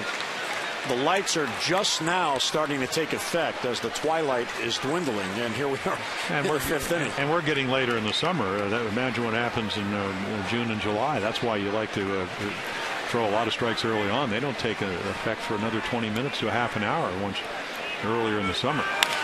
Line towards the middle. There's a base hit for Punto. So back-to-back singles with one down in this scoreless game. Here's a look at our PNC minor league report brought to you by PNC for the achiever in you. Devin Jones now at Frederick. How about this? 9th round pick in 2011. He started the year in the bullpen at Delmarva, went 1-6 despite an ERA of 2.65. He got promoted. They made him a starter, and he's undefeated. 5-0, 2.25 in 36 innings, 35 hits, 6 walks to 15 strikeouts. So the right-hander out of Mississippi State. Hey, Buckle like that. Well, he won't like that slider after Puno hit it over their dugout that sped up the bat and created the situation. That was not. It's not that the pitch. It's just right to the bat head. That's just one of the cardinal rules of pitching is you need to be able to read the bat. If you throw the breaking ball, it cannot be in the strike zone. It was. And Puto took advantage of it. Back to the top of the lineup, Ellsbury for his 3rd at bat. And he's had back-to-back games for the first time with multi-hits. So again, as we mentioned, only his 38th game. So getting it, and the injury was to this front shoulder, and that's the shoulder that gets the bat head to the ball. I mean, this is a guy that had what 32 home runs last year. 1-0 foul back. It may take him an offseason to get back his full strength. But a very, very dangerous hitter that loves to hit here. And he loves to hit against the Orioles pitching overall. 37-game hitting streak against the Birds. And hitting over 400. First and second with one down. Infield double play depth. And a high fly ball towards the gap in right center field. On the run is Adam Jones, and he can't get it. It bounces up at the stands for a ground rule double. So the Orioles, for the moment, get a break, as Ellsbury will have to go back to second, and Punto will have to go back to third. But Boston breaks the scoreless tie, and it's 1-0 Sox. Yeah, when the bottom of your lineup gets on, and Posednik started with infield single up the middle, and then you don't make a good pitch to Punto, but this is the power zone. Look at that. Thigh high, middle of the plate. This is how he hit 32 home runs, and you're right about getting lucky. Because Punto with pretty good speed, he's motoring. If that ball hits the wall and goes up in the air, it's 2-0. But again, this is not. I mean, this is your inning. You got Cook on a roll. You're right back for the 3rd time through the heart of the lineup, and you got Crawford, who had 3 doubles on Sunday and 2 hits yesterday. So what a turnaround. Orioles denied a run on a blown call at first base, bottom of the 4th. Here come the Sox. They answer, and they get a run on the board for the lead in the top of the 5th.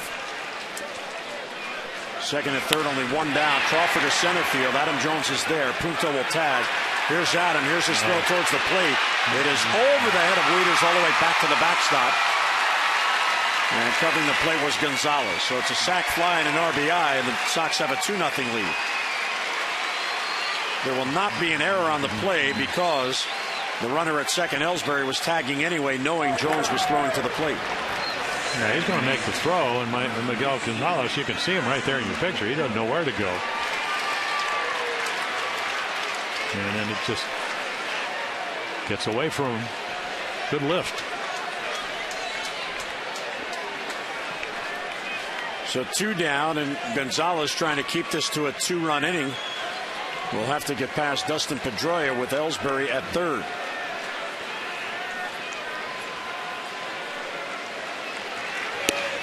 And he gets ahead of him 0-1.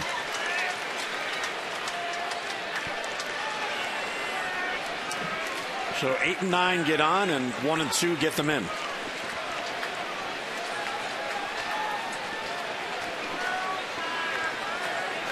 Pedroia's 1 out of 2 with a single. And he popped him up. Out there in shallow center, who's going to be? Quintanilla calls, and he has it for the out, and the inning ends. But the Sox get a couple on 3 base hits in strand 1. We'll head to the bottom of the 5th. O's coming up, down by 2.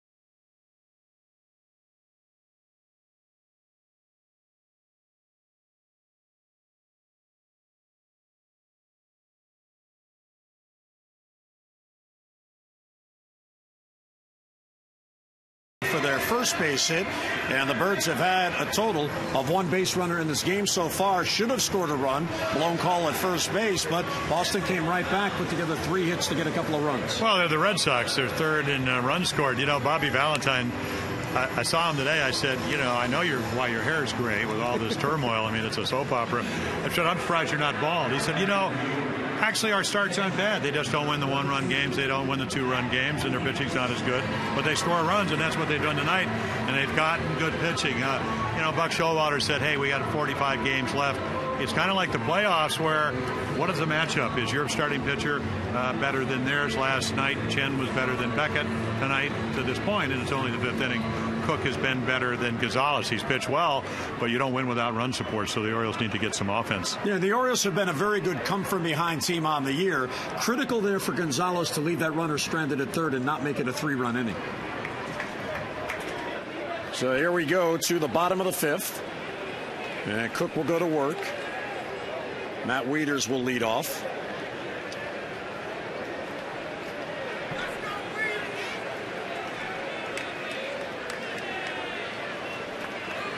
Wieters, Davis, and Reynolds against Cook. And there's a strike taken, and Cook has done a real good job getting ahead of these Oriole hitters. Well, it's not that he can't throw home runs, because he didn't against the Rangers, which is unusual in 7 innings.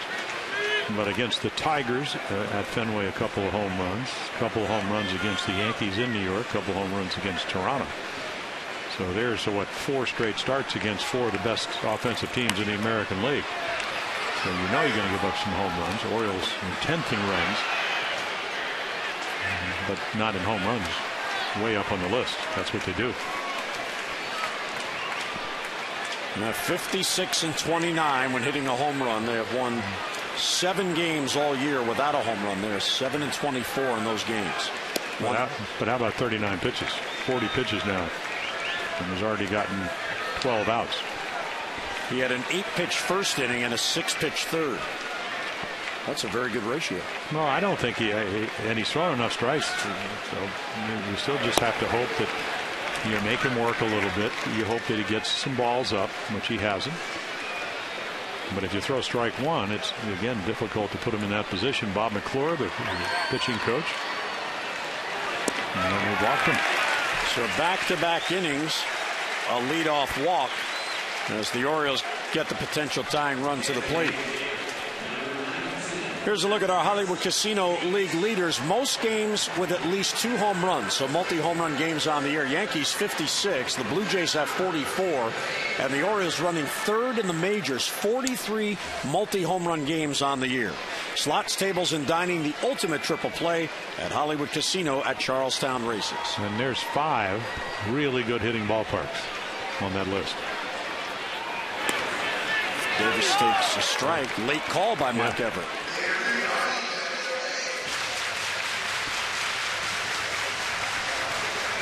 Chris grounded out his first at bat.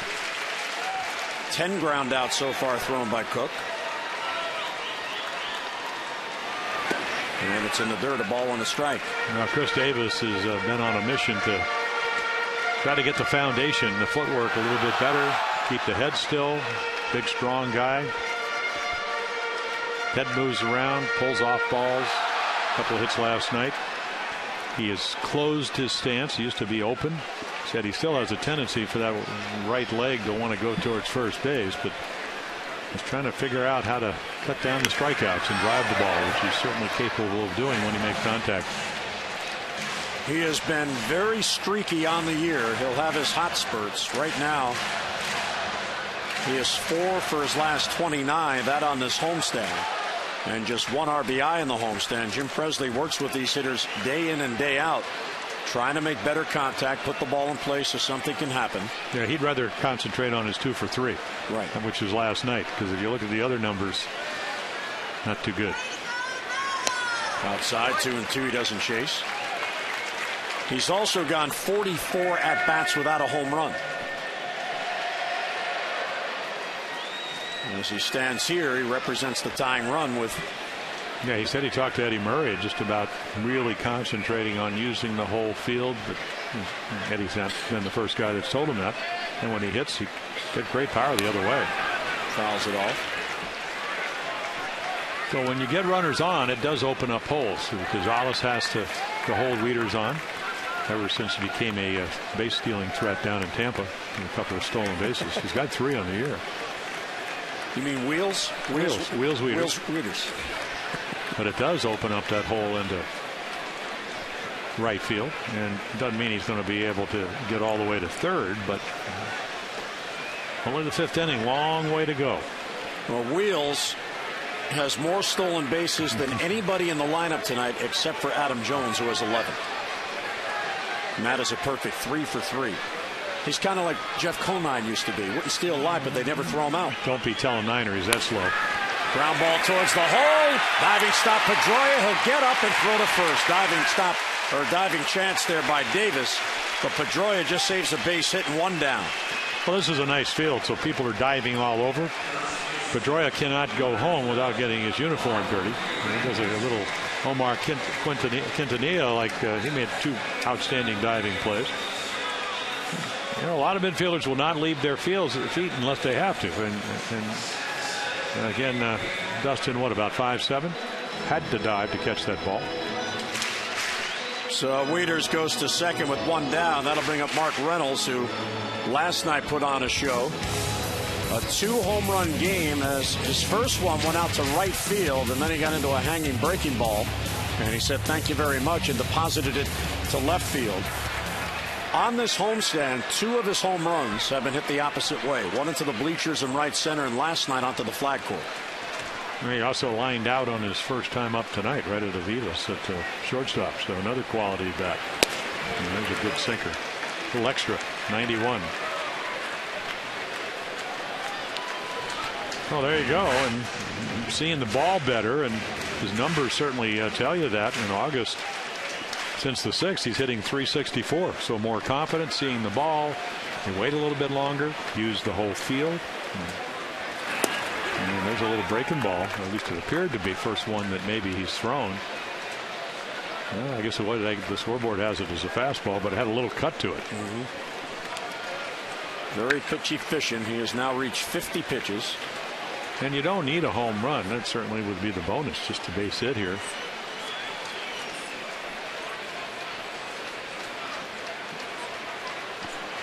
Here's the 1-1 swing and a miss. Big, healthy cut. Well, again, enough late movement to get it to miss the bat, but up in the zone.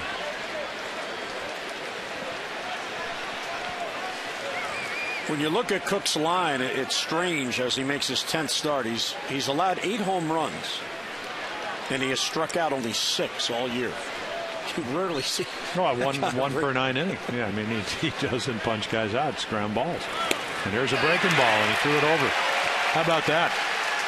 52 pitches into the game. He throws his first breaking ball and then throws it for a strike. Not a great strike, but he certainly fooled him. And Jared Saltalamacchia there just to bring it down into the zone. So strikeout number 1. 2 down. Wieters the leadoff walk at second base. And here's Manny Machado, who bounced out 1 unassisted his first at bat. Ground ball towards the middle. There's the shortstop Aviles. He'll get it to first to get Machado, and the Orioles strand another. So 2 base runners, both on walks, and 2 left.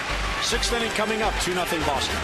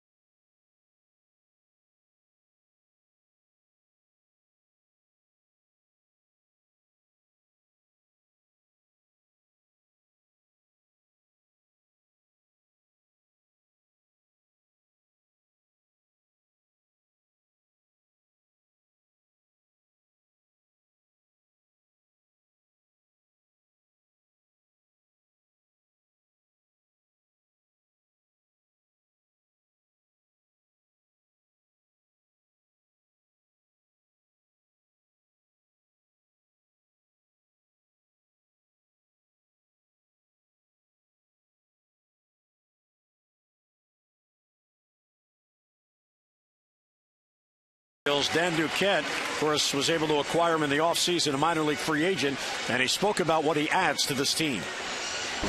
You know, that's a gift from God when you can get a starting pitcher to come up and add to your team like Miguel did. You know, you have good scouting, but you also have to be lucky, and we happen to be in the right place at the right time. Well, he was pitching in the Caribbean World Series for Mexico. Fred Ferreira saw him. They were looking to add depth. They signed him March the 4th. Major League camp was well underway. The Shark of the Caribbean, Fred Ferreira? Absolutely. That's what they call him. Yep.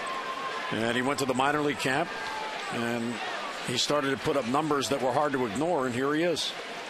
He earned it. Well, did he ever? Adrian Gonzalez will lead off in the Boston 6th. Ross and Saltalamacchia to follow. Well, you want to take advantage of the fact that David Ortiz is out of this lineup because he's having another one of those monster years. Hasn't pretty much played right till after the All-Star game because of the right Achilles problem. Over 300 with 23 home runs. He leads the Red Sox in runs scored, yet he hadn't played in just about a month. Tells you what kind of year he has. Gonzalez gets ahead of Gonzalez, 0-2.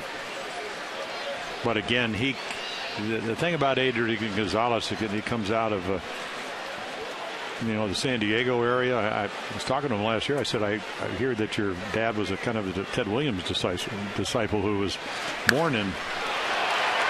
Fly ball to left, has some carry to it. Back out at McLeod, and right on the warning track, he makes the grab for the out. 1 down. Yeah, Baltimore versus Fenway. That's a double in Fenway. But anyway, he said, my dad, it wasn't really about Ted Williams. He said it's just similar philosophy, get a good pitch to hit. But he said, my dad told me, make it be up in the zone. And you saw right there, just missed a home run. Well, his dad taught him well. I thought his home runs would go up this year because last year he'd come off shoulder surgery, hit 27. It's still a ton of home runs because it's tough to pull the ball and hit home runs in Fenway. A lot of room out in right field. Cody Ross, first ball swinging to center field. Adam Jones with a running grab. And takes a base hit away from Cody Ross, and 2 down here in the Boston 6th. The Mid-Atlantic Sports Report is back tomorrow, 5 until 6:30. Amber Theo Harris, Phil Wood, Dave Johnson, and Mel Antonin. We'll have a preview of the series finale against the Red Sox, plus all your latest Orioles news, notes, and headlines from around the major leagues. Tomorrow at 5, Mid-Atlantic Sports Report on Masson. Yeah, these two pitchers are great to play behind because they pitch quickly and they usually throw strikes, even though Gonzalez is getting one up because Cook has been that good. But you better pay attention out there. Adam Jones is just getting ready, and Gonzalez is in his windup, and then you have an aggressive hitter like Ross, but he was able to get a great jump to corral that line drive. Yeah, he just missed a changeup his last time up, and I think Miguel Gonzalez was aware of it. Yeah. Ripped to right field. Markakis will play it on a hop. A 2-out single.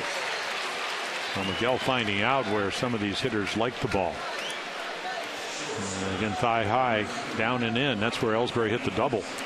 And to set up that 2-run fifth inning for the Red Sox. And Saltalamacchia, again with 20 home runs, 19, likes the ball exactly where he just hit that rip that line drive into right field. So you learn from that. Rick Adair, the pitching coach, will come out for a chat with Miguel Gonzalez.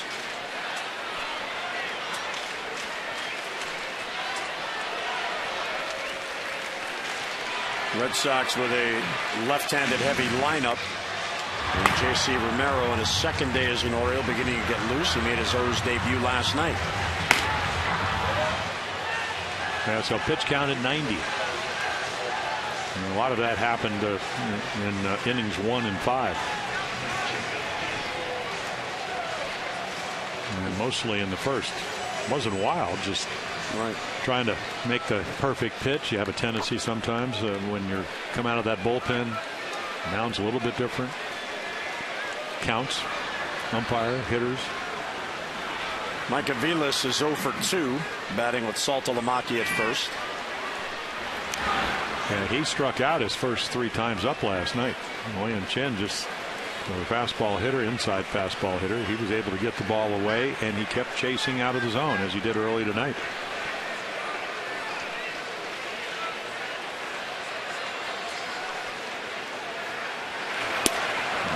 And Gonzalez gets ahead of him. Gonzalez has 2 strikeouts. He walked 1. That was Crawford in the first inning. And he's allowed 2 runs on 6 hits.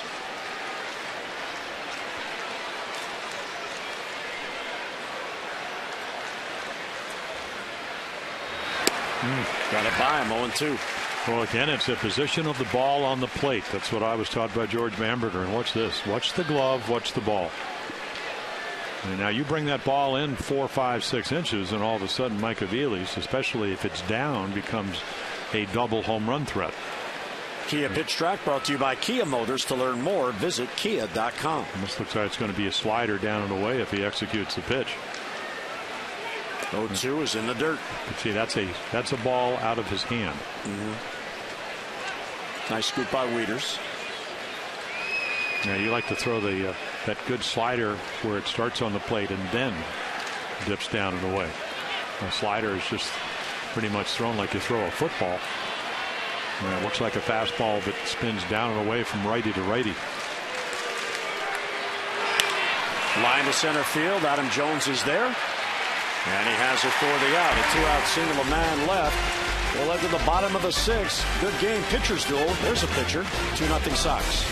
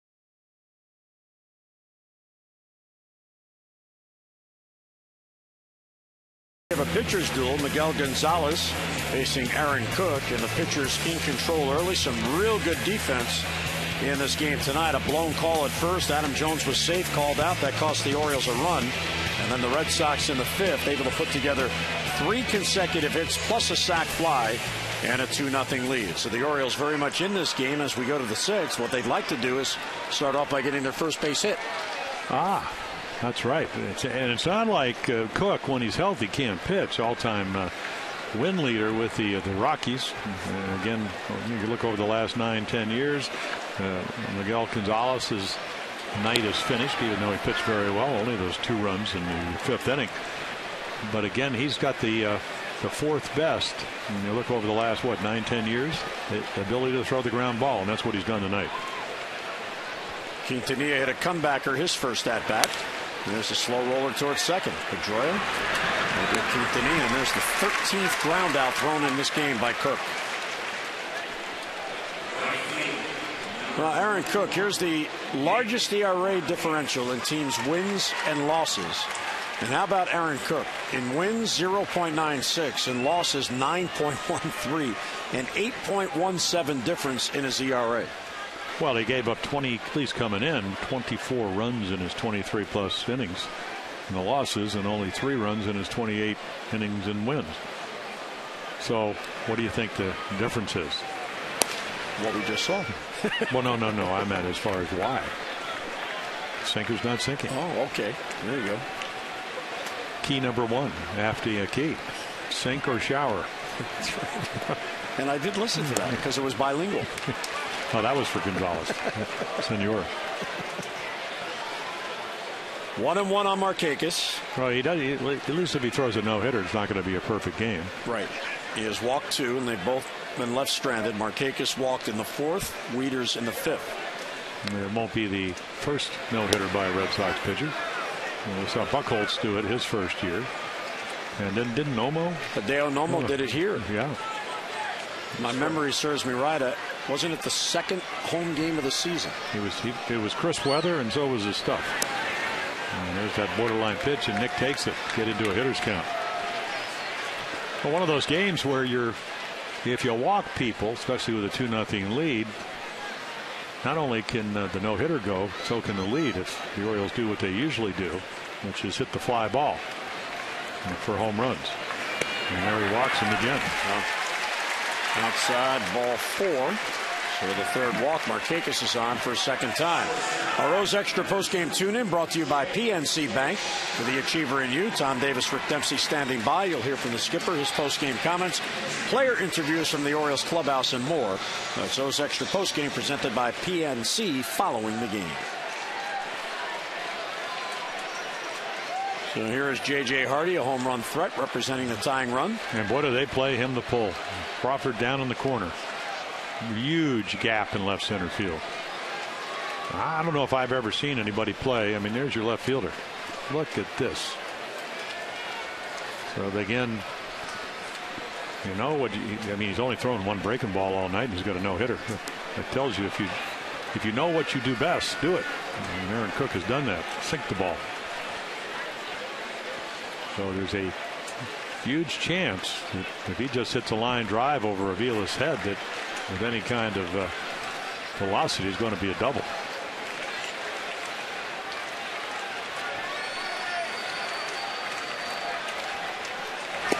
And it's low, 1-0. Cook has 1 strikeout, a called strike 3 of Mark Reynolds last inning. No hits, 3 walks. Hardy has flied out to right. Ball caught by Podsednik in foul ground, then he bounced out to 3rd.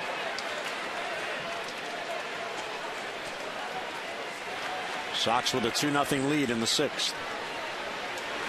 Line drive, base hit left field. There's your first base hit. And here come the Birds in the 6th, 2 on with 1 out. Now taking a look, and again, you talked about home run power. 2-0, you got to throw a strike. 75% of line drives are base hits at the major league level. For JJ, it's 100% in his last line drive.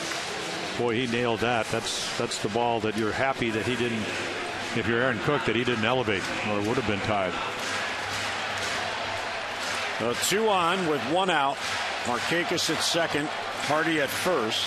So this is where you really, and there is Andrew Miller. We talked about the fact the big, tall left-hander. But again, I mean, if Nate McLeod, just make sure the ball comes up a little bit.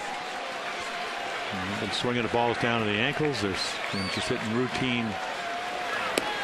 So there you go. Maybe not sinking quite as much here in the 6th as it was earlier. Very patient inning for the Oriole batters. Well, again, he's not throwing strike 1, Jim, and that has a lot to do with whether you chase or not. Get ahead, and then he can pitch underneath the knees. You get behind, he's got to bring the ball up. Strike on the inside corner. Yeah, Nate's looking away and just takes that.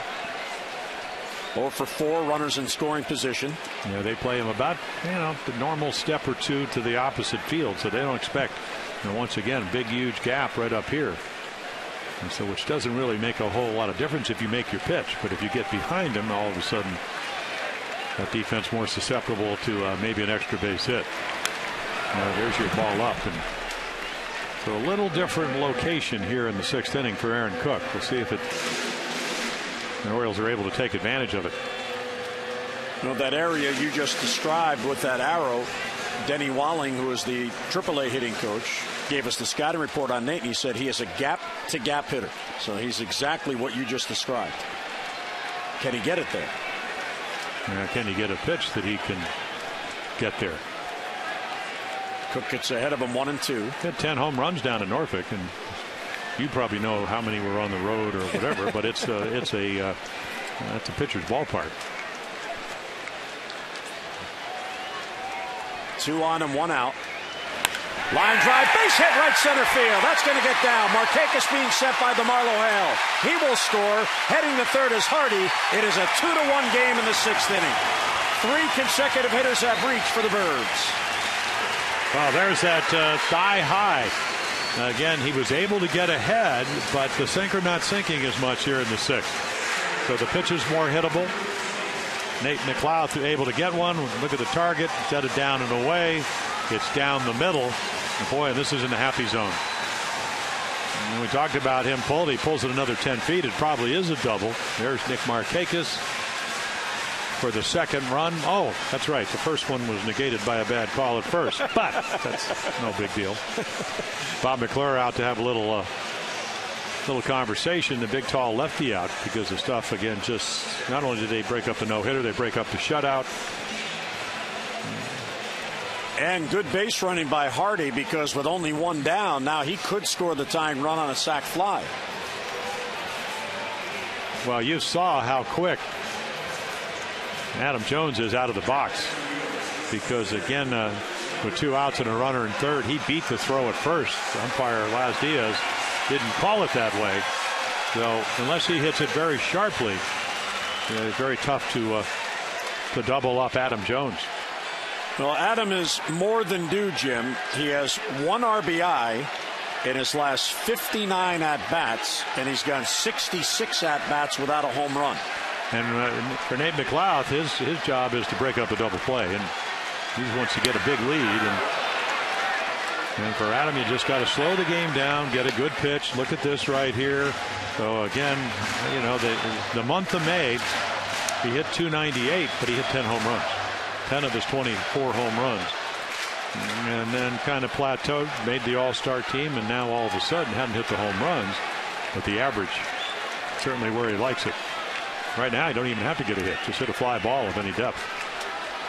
Crawford with the elbow problem doesn't throw well. Ellsbury doesn't have a great arm, nor does Posednik.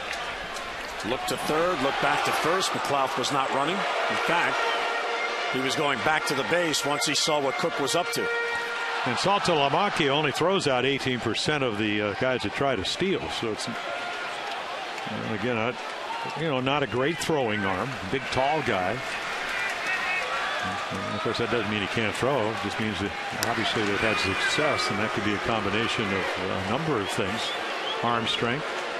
Well, there you go. What you really like to know, what zone does he hit fly balls on? Because that's what the Orioles are looking for. That'll tie it up. The big fly. Well, the big fly is the 3-run home run. That's time for an Earl Weaver. 0-1 on Jones, first and third.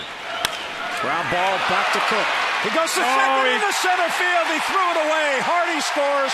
McLeod to third. And on at first is Adam Jones. The game is tied, and the Orioles have 2 on with 1 out.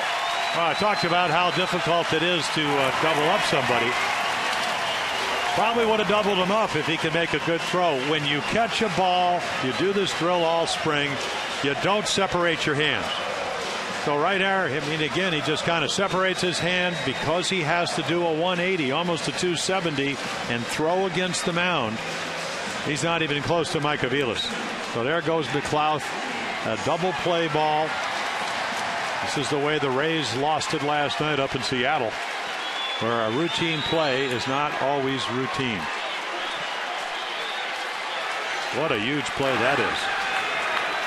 Now that should be an RBI for Jones because the official scores cannot assume a double play. The error on the pitcher allowing McLeod to go to third, it is an RBI, so Adam is charged with a fielder's choice at his 59th RBI on the year. Here's Wieters. And it's outside, 1-0. And then you have the other aspect here, Jim. If the Orioles get that run in from third, Gonzalez is in line for a win if the Orioles can hold it. Well, again, he kept the game in hand. Cook made a terrific pitch. I mean, a good sinker. He got the ball down. He got the double play ball. He just threw it into center field. You become a defender once you release the ball. Couldn't make a good throw. Wieters takes low ball 2. See, and now you're into one of those hitters counts. Third time through the order. Your stuff is eroding a little bit. You're elevating the ball. When you do make good plays, now you got Tazawa, and then the big left-hander, Andrew Miller.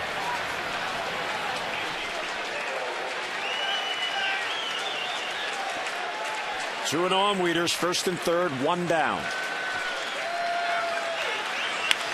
Line to left field, chasing Crawford, back it goes, it is over his head, and it bounces up into the crowd for a ground rule double. Here's McLeod to score. Jones will be sent back to third, but Matt Wieters has given the Orioles the lead with an opposite field RBI double. Boy, everything changes when the count changes. We've seen it all inning. Third time through the order, not getting ahead, getting behind. He gets behind Matt Wieters. He elevates the ball, and so does Matt.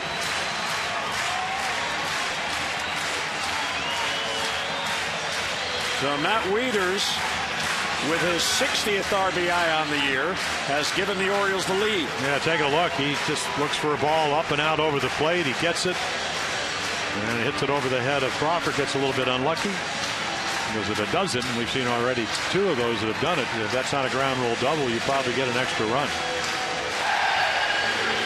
So Aaron Cook, who began the inning working on a no-hitter, now exits on the short end of a 3-2 score. And here comes Andrew Miller, 2 on, 1 out, 3 in for the O's in the 6th.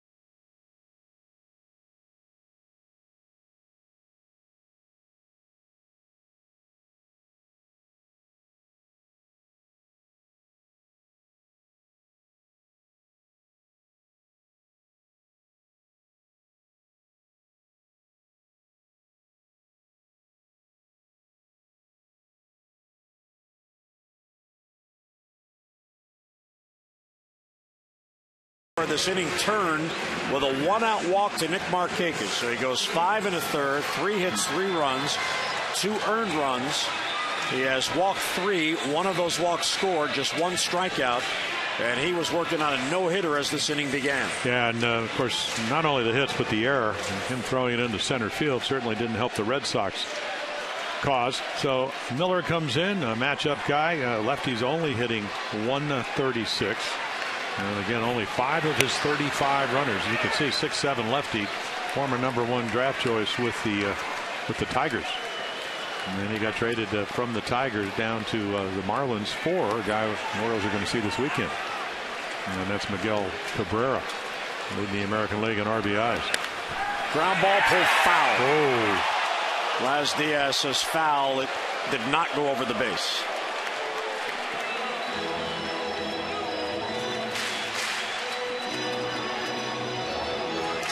First through 5th inning, no hits, no runs. Here in the 6th, 3 hits and 3 runs. So you'll probably see, I mean, I would imagine, and we'll see if Bobby Valentine's thinking this way, he would bring in Miller because he matches up good against lefties. Only 5 of 35 runners have scored, so great numbers. A strikeout guy at the plate, that's what you're looking for, as is Andrew Miller.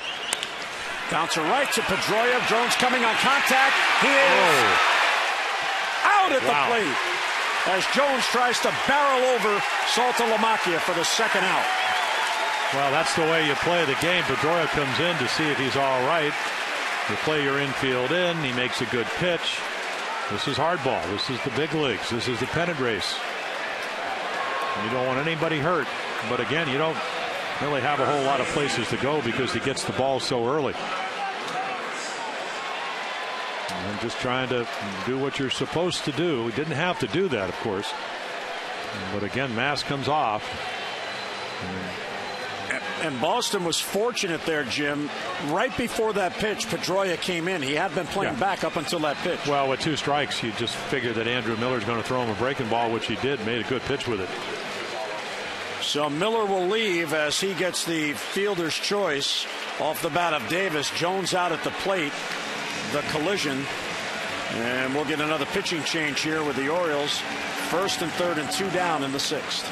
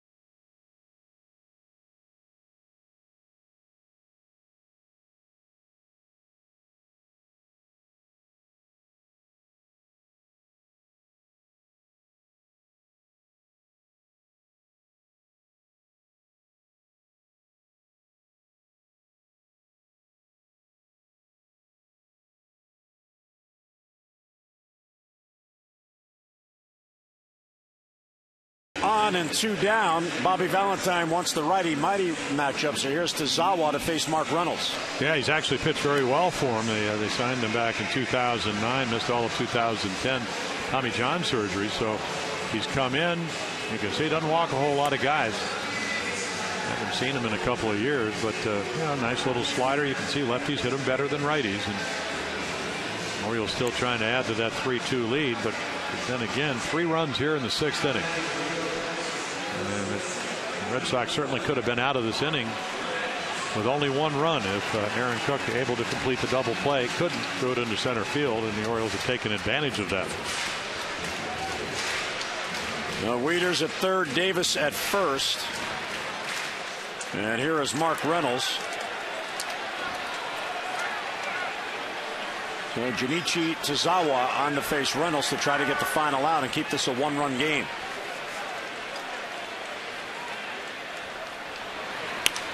High pop-up foul ground near the Boston dugout. Saltalamacchia hopes for a play. He'll run out of room. And a souvenir. 22,269 the attendance here tonight. Yeah, played in the Industrial League in Japan and had a pretty good year. 13-1 with an 0.80 ERA, signed with the Red Sox. Down to Double-A where he went 9-5 in 18 games. So made him a starter. And then the Tommy John, the ligament injury to his pitching arm. 1-1 on Reynolds. Inside, lays off. No, you just see confidence with Mark Reynolds. Doesn't mean that he's not going to strike out, because that's his MO. The other things, you can look at that, the runner in scoring position number. Again, that's an historical thing. Usually always hits better than his average. And then playing really well at first base. Line drive towards the corner. Crawford can't get it. It bounces by him for a base hit. Here's Wieters to score. Davis rounding third. He's being sent. Here's the throw to the plate. He is safe at the plate. It is a two-run double for Mark Reynolds, and the Orioles have a five-run inning. Well, there you go. Does success breed confidence, or does confidence success breed success? And it's different for every player. That and getting good pitches to hit and putting good swings on it. He hits this ball so hard, Crawford, who won a Gold Glove, can't even get going. And then, and the key to this play, watch this, trying to throw, I don't know what it was, but right here, DeMarlo Hale, he knows that Crawford has a bad elbow, so make him make the perfect throw. They don't have much on the throw from the left fielder to Aviles, and Chris Davis able to beat the throw for the fifth run. Manny Machado, the Orioles have batted around. And he takes ball one. Yeah, so you can see 94, but he didn't throw Mark Reynolds. It's almost like the book on Mark is just throw him off speed pitches, because he had a pretty good series early on up in Boston on fastballs. But you better get it down, and the Red Sox haven't been doing that. Bounce foul 1-1. What was interesting about that play, Jim Presley in batting practice today was talking about how the Red Sox were defending Mark Reynolds with Crawford overshifting towards the line. He was there on that play, and Reynolds hit it over his head. Well, he hit it so hard. The hardest play for an outfielder is a ball right at you. You don't know if it's going to stay at the same height.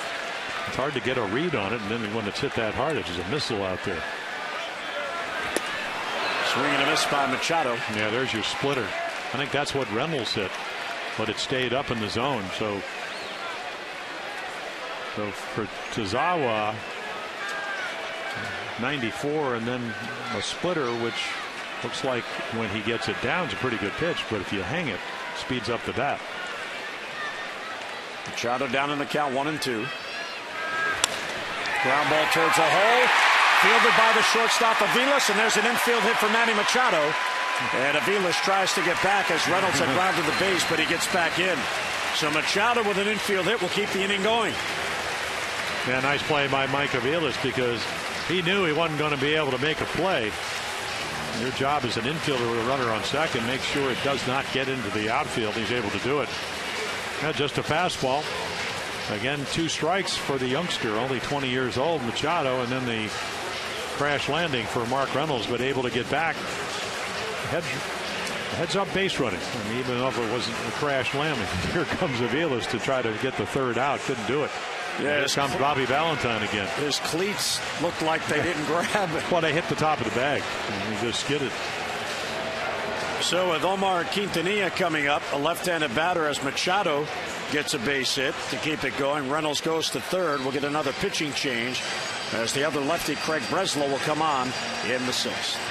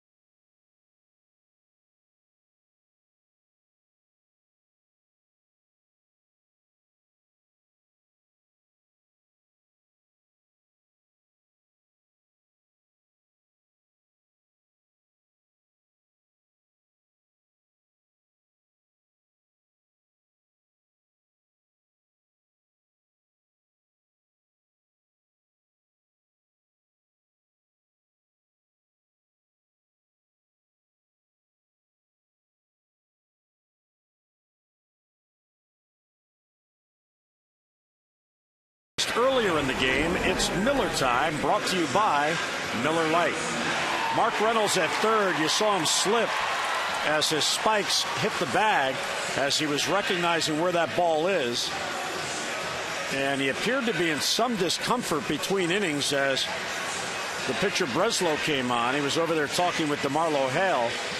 Neither Richie Bancells or Brian Evil came out to check on it, but he appeared to be in some kind of discomfort, but at the moment remaining in the game. So another matchup guy, and we've seen him in the American League with Oakland. He got traded to sign with the Diamondbacks, and then when Albers and Kosednik went over, he came over. He's done a nice job, matches up well against lefties.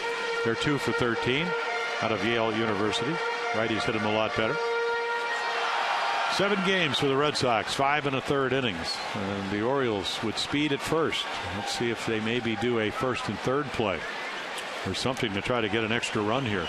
And Boston has to be wondering what's going on with the Orioles in the 6th inning. Last night it was a 5-run 6th. Tonight a 5-run 6th. Well, last night it was the check swing with Wieters and then the high hopper that gave him a run, and then the 3-run home run. And tonight it's pretty simple. Aaron Cook threw a ball into center field. Would have been out of the inning. The Red Sox would have had a 2-1 lead, but he just made a bad throw. Orioles took advantage of it.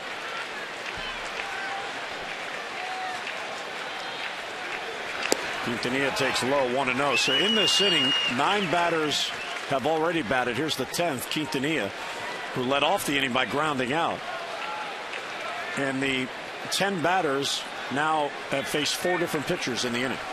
Well, and what happens, I watch Omar hit when I'm doing ball games, and he uses the whole field. We saw the home run power last night. Welcome back, bouncer towards the middle. There's Pedroia. He will flip to Aviles. And the forced out Machado. That ends the inning. But a huge inning for the Orioles. 10 men to the plate. The Birds score 5 and take a 5-2 lead on the Red Sox.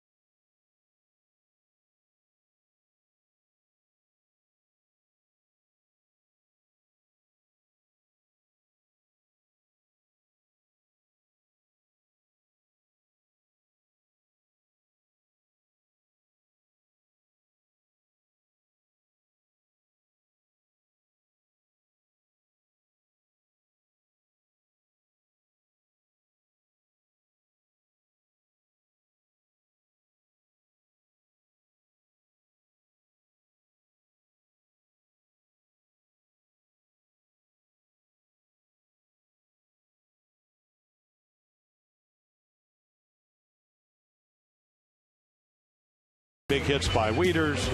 McLouth 5 base hits. And right here, bang, bang play. And boy, is it bang as Adam Jones tries to dislodge the ball. Reynolds with a big double over the head of Crawford. And then great base coaching by DeMarlo Hale as Chris Davis scores all the way because of Crawford's arm injury. Gonzalez, he goes 6 innings, stays out of the big inning, does give up the 2 runs to the Red Sox back in the 5th inning. And again, the no-hitter, the shutout, it all ends as J.C. Romero, second game in the last 2 days. So there you go. Look at this number. Homestand, we talked about it, Jim, in the opening. Last night, of course, Troy Platten out with the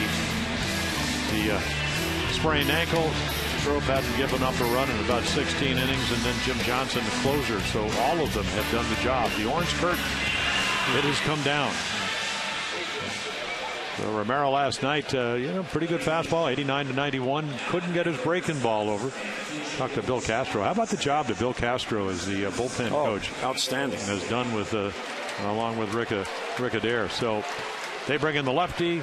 There is Bill. Former major league pitcher, the voice of calm. Last year we had Scotty McGregor, the bullpen whisperer. Now we have the voice of calm. Knows his stuff. Pedro Siriaco will pinch hit for Podsednik to get a righty up there against Romero, and there is a strike. Yeah, Pedro, a couple of hits last night. Picked on a changeup and doubled down into the corner. Nice little player for him. Got him in the offseason as a minor league free agent. And wearing out righties and lefties over 300. That was a good changeup.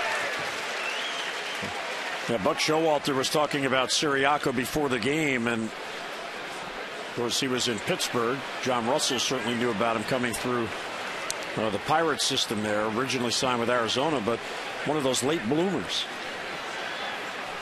Here's the 0-2 pitch, line towards right center field that hangs up for Adam Jones, who calls off Markakis and has it for the out. One away in the 7th inning. The Orioles Legend Celebration Series is back on Thursday, September 6th. Number 5, well, not uniform number 5, the 5th, Cal Ripken Jr. will be honored with a larger-than-life bronze sculpture in the Legends Park area in center field. All the gates open at 5, ceremonies at 5:15, and all fans receive the replica Ripken statue. Help us honor the Iron Man number 8 as he goes bronze and joins his fellow Oriole legends. 888-848-BIRD or visit Orioles.com/legends. I'm really looking forward to that evening. To the Ripken family. I was talking to Cal about his mom, Vi. We certainly send our best. So, again, recovering from the, I guess you want to call it the one-day kidnapping, whatever. But, of course, I said, how's Vi doing? Because I knew her in A-ball because yep. She was Cal Sr.'s wife and Cal's mom and raised.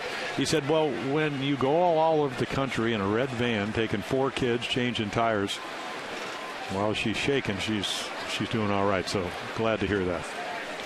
And that's what Vi Ripken did. Punto foul ball at the plate, and it's 1-2. Now, it's amazing when you start thinking about when you're a baseball player and you sign at age 17 like I did or whatever, and you think of all the people when you go to Thomasville, Georgia, and all the people that helped you, get up the ladder a little bit.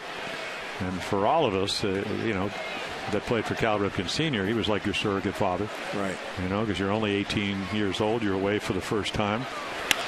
Line drive knocked down by Romero. He has time, and he goes high and off the bag. Yep. Well, there you go. It's contagious tonight. He's got Aaron Cook disease. It's not a good thing. Boy, you make a nice play. We saw Chen knock one down and went to Hardy. Hits it hard, but it's off to the glove side. Just pick it up. Everything. The shoulder angle just drops his elbow a little bit. There's your nice play. That's terrific fielding. And it just can't get over his front side, and body language will tell you the whole story. And the Red Sox are looking to get back on the board. The Orioles are they need 8 more outs and still have the lead. I would imagine that would be an error. That's what I thought. The scoreboard had a base hit. Well, how do you? Doesn't matter. He's on first. You knocked it down, you picked it up, and you threw it away. It's an error. You would think. I think the scorer maybe has changed his mind. We'll check on that. And now it has been ruled an error. And for the Red Sox, it doesn't really matter. They get the runners they're looking for. And it turns the lineup over instead of 2 outs and nobody on. Well, and it opens up holes. And we talked about with Aaron Cook, who just, he was marvelous. The ball got up a little bit. The walk. And it just changes things just a little bit. Opens up holes. Punto's not going to steal any bases down by 3 runs, but. Ground ball towards the middle. Off the glove of Quintanilla. Shallow center field. That's going to allow Punto to go to third. And here come Boston. So you throw a ball away. And a batter later, the tying run's coming to the plate. Well, it's the extra outs. The Orioles got 2 of them in their 6th inning, and they parlayed it into 5 runs. And again, Ellsbury, when he's hitting the ball well, he hits it sharply. And Punto doesn't even hesitate. Play in front of him. Not that Adam Jones can't throw, because we know he can. But those extra outs just. The Orioles came in with 87 errors, now 88. But it gives you hope if you're the opponent and you're down by 3 runs. And try to avoid those. Yeah, the error by Romero is the Orioles' 38th throwing error on the year. And they now have 90 for the season. And it has opened up the door here for the Red Sox in the 7th inning. Carl Crawford now infield double play depth. Check swing and it's inside, 1-0.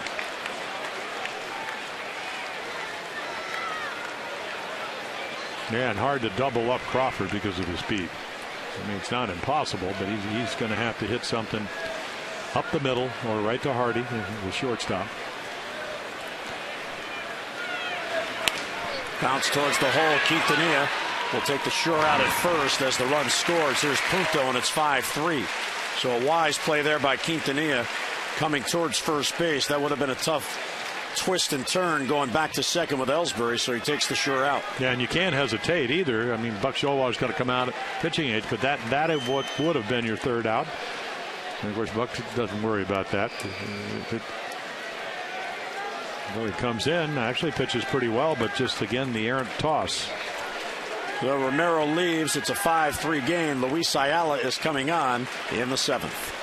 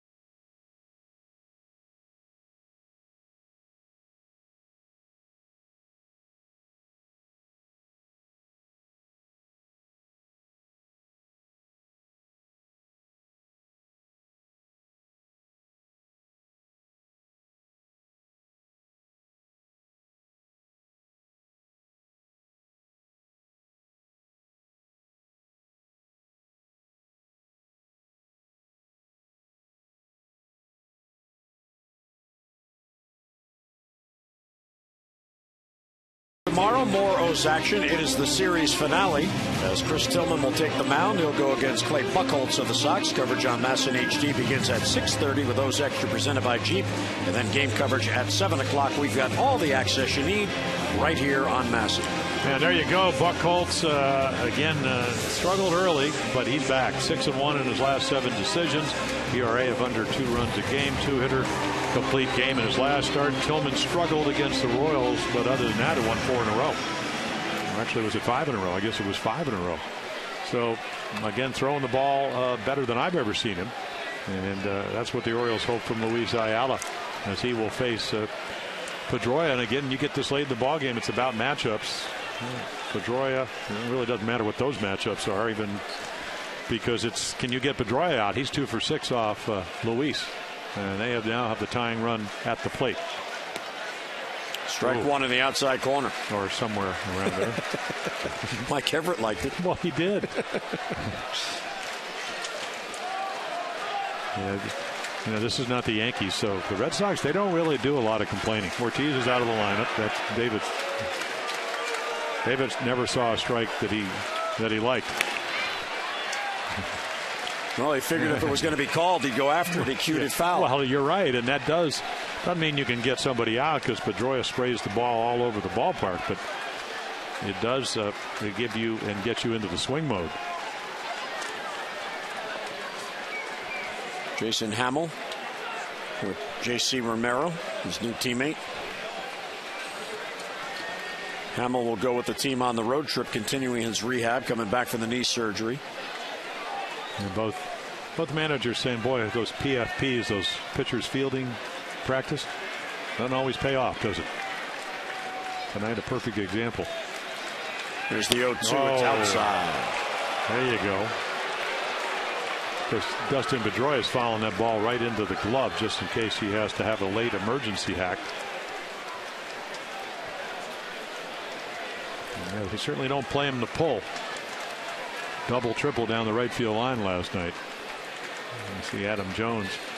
And the reason you do that is because the ball's hit into the right field gap. It's going to be slicing away from you, whether you're the right fielder or the center fielder. 1-2 on Pedroia. Outside, he won't chase. Yeah, a little extra, but not even close. Ayala's been pitching really well. He's allowed only 1 run covering his last 9 appearances. And he has 2 wins in that span. The key for Luis is to get ahead. And then once he's able to do that, he's able to get pitch out of the strike zone. He's not as effective when he gets behind, but then again, you have a guy that covers the plate about as well as anybody in Pedroia. Bounce towards third. That's a fair ball. Machado, a long throw across. The scoop by Reynolds, and out at first is Pedroia. It bounced right up to his chest, down on a knee, and Reynolds able to haul it in for the out. So nicely done on each side as Machado from foul ground throws across. There's the arm, there's the scoop, and he holds on to it.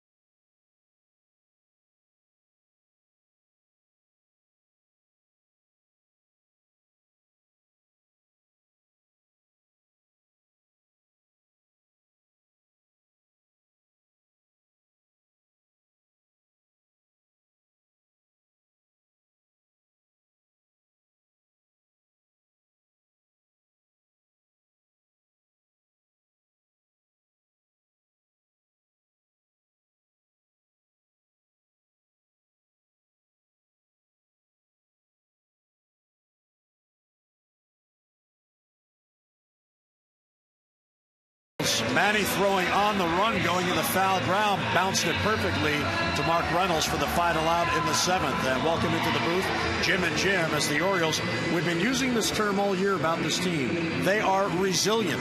We saw it again tonight. 5 innings, they don't have a hit, and then they explode. You give them a chance, and they took advantage of it. Yeah, they got the extra out, actually extra 2 outs by Aaron Cook, throwing the ball to center field. They certainly take advantage of it. They get the big hits. That inning, J.C. Romero gives them a chance to get back in the game. And then for the second straight night, the defense for the Orioles has been terrific. Manny Machado, shortstop. That's the kind of throw that David Concepcion used to do on the AstroTurf, the one hopper.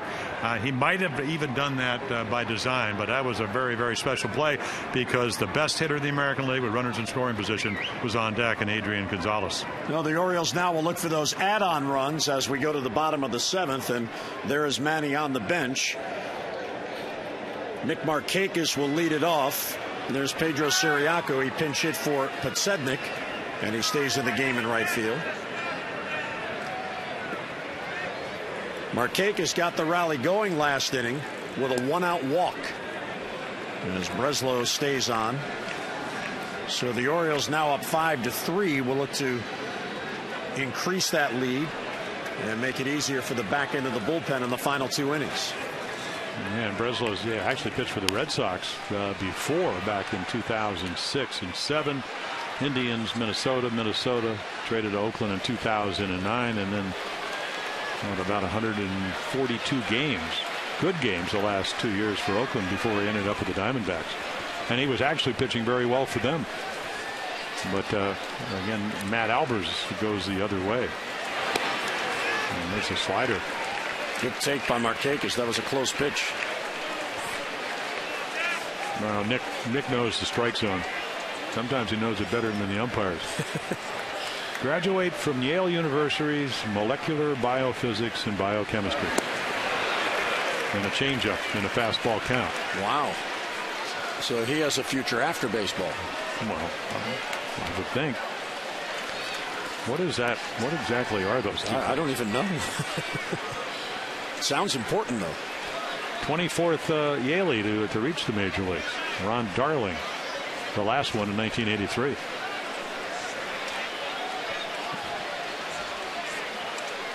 Well, 2-2 on Markakis, who is 0 for 1. He has walked twice. The starters are the pitchers of records in this game, Gonzalez and Cook.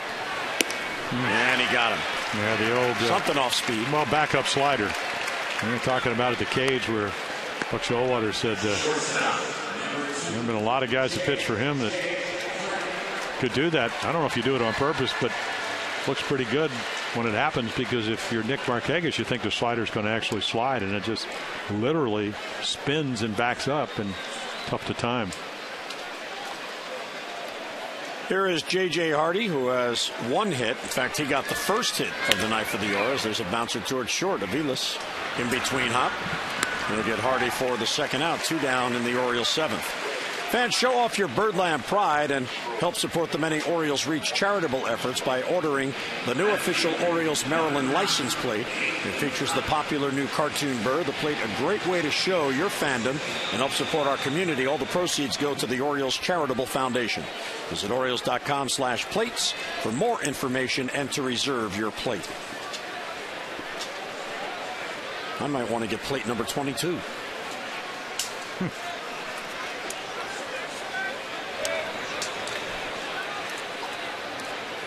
Actually, I can't do that to you. You deserve number 22. I already have it. Not the plate, but the number. Flauf takes inside, 2-0. Here's Pedro Strop. There's your 8th inning guy who's been marvelous for the O's. Acquired last year from the Rangers.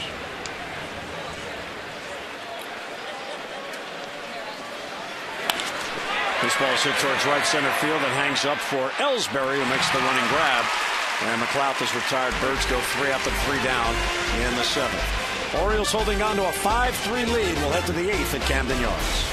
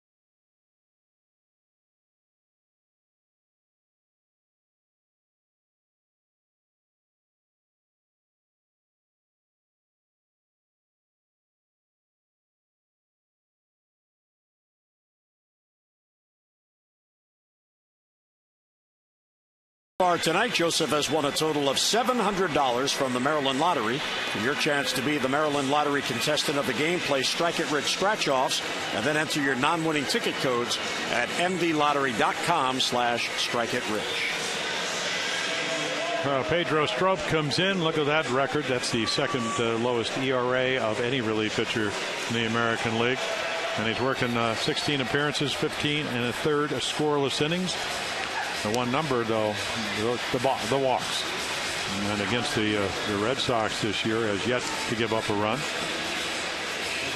Been in now what this will be his 6th game, 7 innings, 3 hits, and 4 walks. And Orioles somehow trying to maintain this 2-run lead in the 8th and 9th. With Adrian Gonzalez leading it off for the Sox here in the 8th. Pedro has not allowed a run since July the 3rd in Seattle. Here's Adrian Gonzalez. It's a 2-run game. 5 3-0s. Now Side 1-0. We talked about Bill Castro, who came on as the bullpen coach, and talking to him before the game, he said you just try to get to Pedro, who has fantastic and natural ability, great slider, and running fastball. Is just try to keep the emotions at a level, a level. And he said you just think about all the great starting pitchers and relievers. Mariano Rivera certainly comes to mind. And he said they don't get too high, they don't get too low, they go in and they do their jobs. So it's not always about mechanics. It's certainly that's an important part of it, but this kid's got a power arm. And there's the slider. He can sink the ball with the best of them. When he's pitching well, they're gonna hit the ball on the ground. And people go, look at the hat. And so he's a right-handed CC Sabathia with a little bit more tilt. Bounce towards the middle. Quintanilla has a tough throw. He was in the shift, and he gets it there perfectly to Reynolds. 1 down. Yeah, the little quick pitch from Pedro Strop. If you're a reliever, you don't have to stop in the set position. With a runner on, you do. So again, it's just a high chopper with a lot of topspin. That's what makes it such a tough play. Plus, it's up the middle. And perfect throw by Omar. Dan, he's arguing because he never stopped, and you don't have to. Joel Peralta, you do not have to come to a set. I mean, if the Red Sox scouts did not tell them that he does that, you don't have to have that discernible stop without anybody on, because it's just like a windup. You can stop, and they're all over him, but somebody I think just got ejected. And it's got to be Adrian Gonzalez right there with Bobby Valentine. Now Bobby Valentine's going to come out. Well, check the rule book. Pedro Strop's not the only guy that does it. He's smart enough to have learned it in his 2nd year in the big leagues. And that's what Adrian's upset about. He just never, ever stopped his windup. But you don't need to. Right, and what Gonzalez obviously, Jim, because he had 2 strikes, he had to swing. He had no choice. Well, you're right. Yeah.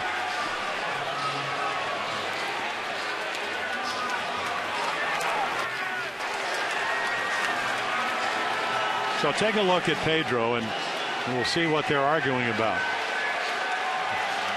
And there goes Bobby. There goes Bobby V. Well, there you go, 2 for 2. Well, they're upset, but it's within the rule book. Now, maybe they'll change it in the offseason, but Joel Peralta started doing it last year for the Rays. Now, watch this. Set position, but he just goes. And you are allowed to do that. It's like a windup. You're starting your windup. Nobody says you have to pause. You do with a runner on. So to me, that's somebody with great stuff getting pretty smart. Gonzalez is still yelling at Mike Everett, and they're arguing about a rule in which they're wrong in the interpretation of the rule. Unless there's a rule I don't know. Nobody's ever called a balk on Joel Peralta. It just makes a lot of sense. You're not deceiving the runner, you're deceiving the batter. Right. Oh, no, we can't throw any curveballs or changeups. No. Well, you know you can. Here's a ball taken by Cody Ross, and with Gonzalez ejected, Valentine has already pinch hit Siriaco for Podsednik. He only has 2 players left on the bench because they're going with a 3-man bench. He has the other catcher, LeBarnway, and Danny Valencia, 3rd baseman. But somebody's going to have to play first base for Gonzalez. But first of all, your advanced people have to let you know that he does this. This is not the first time Pedro's done it all year. Nobody's ever called him on it. I don't have all the answers up here, but maybe it's against but nobody's ever intimated that it was. There's a good slider. Well, but your point, what you said before, I think is the key here, is that if there's nobody on base, there's no one to deceive, and it's like a windup. And if it was in the rule book, if it was in the rule book, all the other pitchers that do it, we would see it called constantly, but it's not called. See, there's another one. Now, you still got to have to figure out the timing of loading enough to be able to do it. Is it a quick pitch? Yes, it is. But you're allowed to do that. Sometimes you can have a higher leg kick than the other. You can slide step. You can do a lot of things. But if there's a man on base, you have to have a discernible stop. Nobody was on. 2-2 on Ross. See now how he stops. Nice little the bat by Cody Ross, fouling off the good slider down and away. Well, Tim Bogar is the bench coach. You saw him there. So he's now in charge. Well, the Red Sox are just trying to figure get a guy on. I mean, that's what you want to do in the situation, trailing by 2. You got a home run guy, Saltalamacchia. Pedro Strop does not throw a lot of home runs. 2-2 on Ross. And then he fouls it off.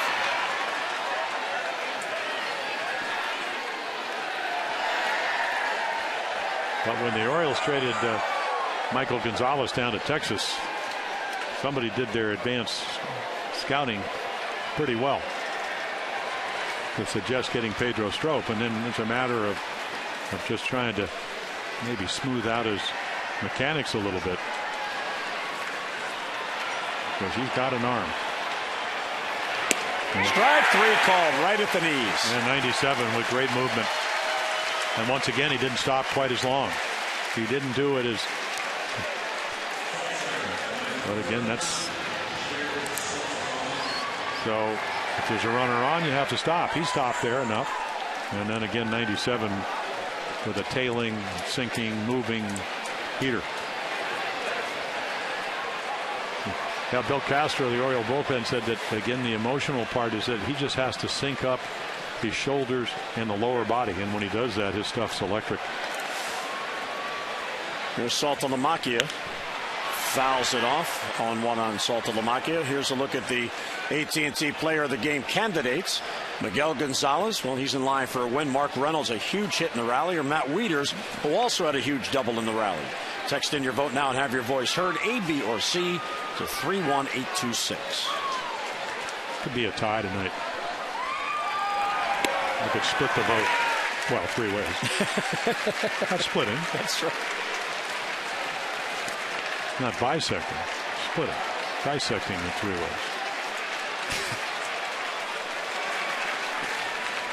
Well, Wieters an RBI double. Reynolds a 2-run double. And a swing and a miss. Splitter. Saltalamacchia goes down on strikes, and Strop has a 3-up, 3-down 8th inning. We're heading to the bottom of the 8th. Orioles look for some add-on runs, leading at 5-3.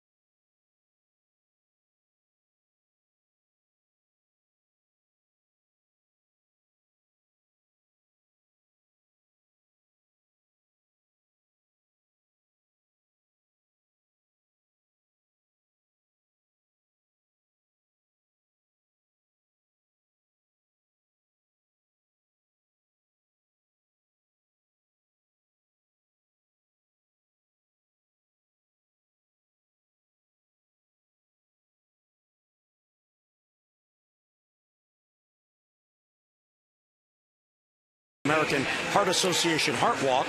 To date, the Orioles have drawn 335 walks for a total of $16,750. Care First Blue Cross Blue Shield encourages each of us to take that first step towards a healthier and a more active lifestyle. And here's Clayton Mortensen, Jim. He comes on to pitch in the bottom of the 8th. Yeah, a guy that coming up through the minor leagues was always a starter, so he's pitched multiple innings for him. Came over from Colorado when Marco Scudero, who now plays for the Giants, went to the National League. Scudero had a game with 7 RBIs like the week before last. That's a bunch of RBIs in a game. So we saw Mortensen earlier in the year. So up and down 5 times now as Danny Valencia comes in. He started at third base last night. And then Nick, a couple of hits tonight over at first base, practicing the short hops. So the Orioles will look to add some runs here before handing the baseball over to Jim Johnson for the 9th inning. Let's see, 2 innings on 8 occasions, 3 frames 5 times. So one of those long men. Not that many teams have them anymore. Adam Jones will lead off. Wieters and Davis will follow. Yeah, you sure hope Adam will not be bruised tomorrow after that collision with Jared Saltalamacchia trying to score. Grounded foul behind DeMarlo Hale. Adam an RBI and the fielder's choice in the 6th inning. It was the pivotal play. It was the comebacker to Aaron Cook, who wheeled to try to get McLeod at second to start at least the attempt at a double play, and he threw the ball into center field. And bounces in there 1-1.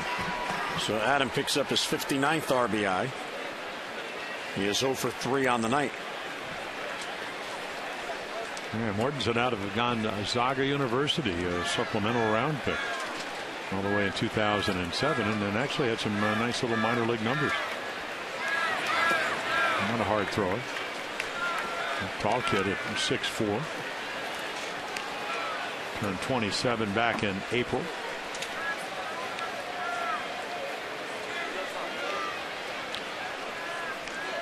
Ball's behind Jones, 2-1. Good off-speed pitch there. 2-2. Yeah, corkscrew into the ground. Curveball or a little splitter or something. They have cutter up on the board, but all I know is it was 85 versus 89, and it went down. Watch this ball go straight down. Kind of a funky delivery. A lot of motion and movement. And I'm still looking for that 25th home run, as you mentioned, Jim. Ball 3. And he is sitting on 99 career home runs. Well, maybe he's going to have to hit it inside the park here. You know, he said something yesterday that shows you how far along he's come in his career and how he's becoming a team leader. 3-2 is lined to center field. There's a base hit. And it was pointed out to him that he's been sitting on 24 home runs now since he last homered on July the 27th, and as a result he's sitting on 99 career home runs. And he said, I don't care as long as we win. Yeah, I mean, that is the perfect answer to that statement. Yeah, I told him I just wanted you to have a May month in the last 40-some games, which was 10 home runs. I said, don't try to hit them, but just hit them. One of his goals is to have a 200-hit season because he was not aware how few Orioles actually have pulled off that feat. Well, let's see. Al Bumbry. Cal a couple of times. Miguel Tejada. And B.J. Surhoff. And B.J. Surhoff. Don't forget B.J. Anybody else? No, I think that's it. No. You cannot look. No, you cannot go. Well, I was going to confirm your suspicions. You have more books in your library than some little communities. You never know when I'm going to need one of those books. Okay. See, but the problem is, when I worked with you, I bring all my books and you let me open You mean one of the problems.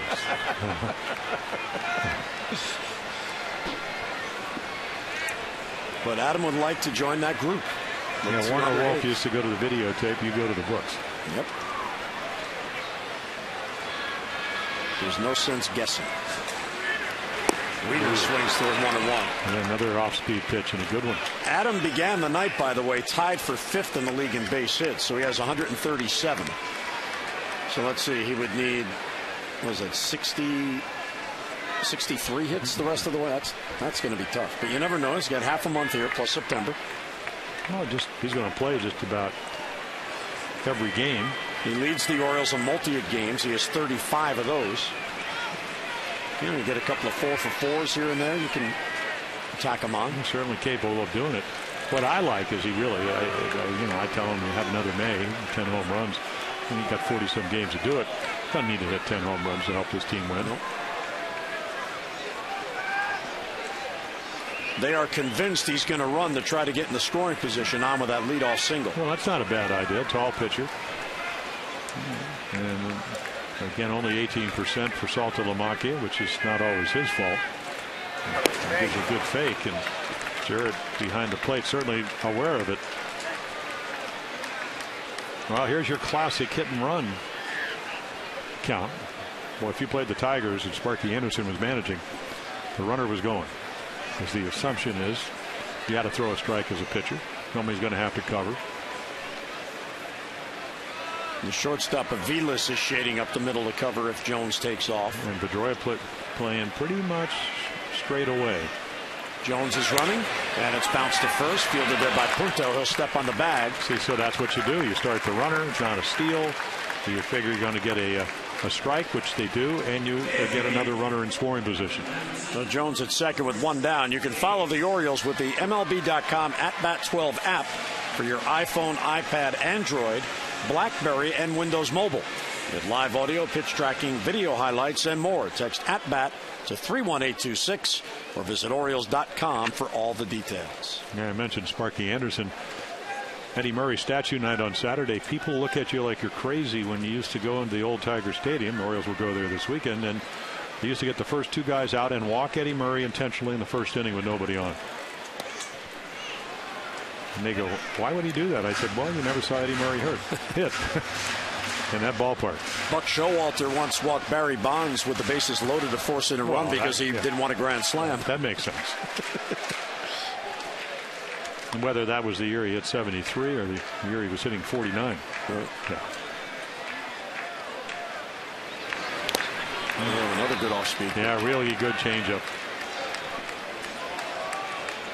Well, Clayton Mortensen, and again, if you can command your stuff at different speeds and stay down in the strike zone, then you have an array of stuff, and it certainly appears.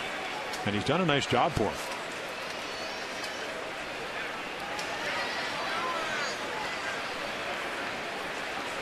1-1 on Davis. Swing and a miss, 1-2. Well, the Orioles have hit one of their 2 magic numbers on the night. That is scoring 4 or more runs. But they have not homered in this game and have the lead. Jim Presley talks about it all the time, where you'd like to be able to manufacture more runs, but the home run has worked for the Orioles all year, so certainly you're going to take it. But the Orioles in that rally taking advantage of the error, they had a 5-hit inning. Yeah, normally when you make an error, it's only 1 out. Tonight it was 2, because that was tailor-made double play. 1-2 on Davis. Hard hit ball, gloved by Punto. The race is on, and getting there to the bag is Mortensen.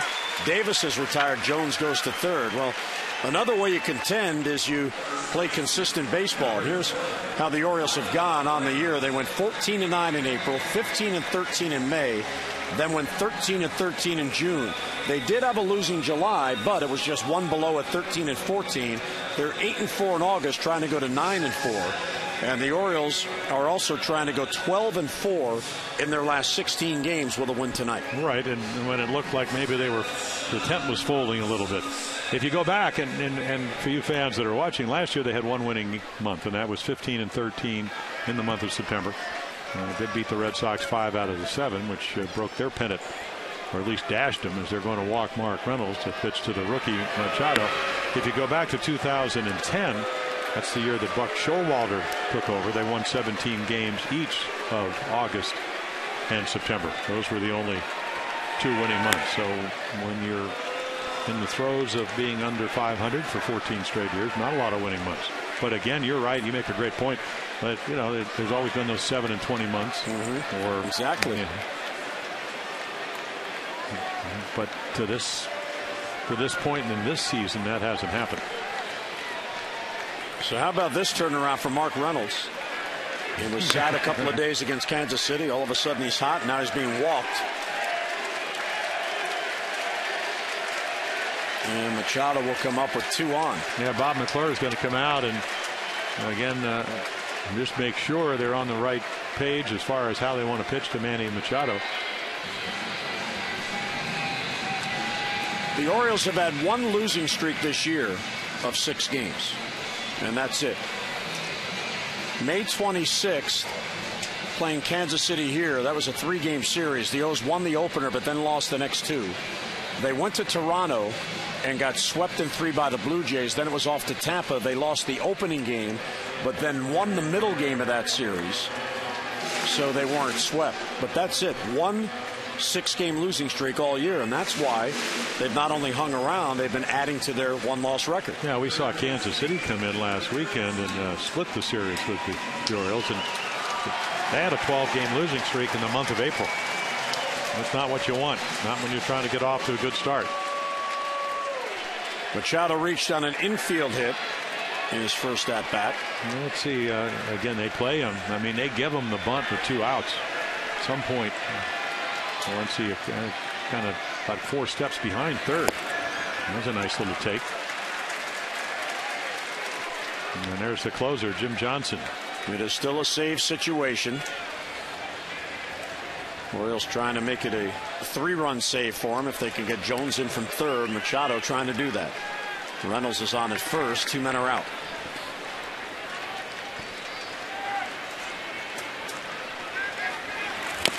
Check swing and a bouncer. That almost had a swinging bunt effect, but it went foul. Right off home plate. Yeah, his slider almost acts like a split-fingered fastball. I'm sure it's a true slider. It doesn't have the same spin, but it certainly goes down. So 20 pitches now in this inning. 1-1 on Machado, 2 on and 2 out.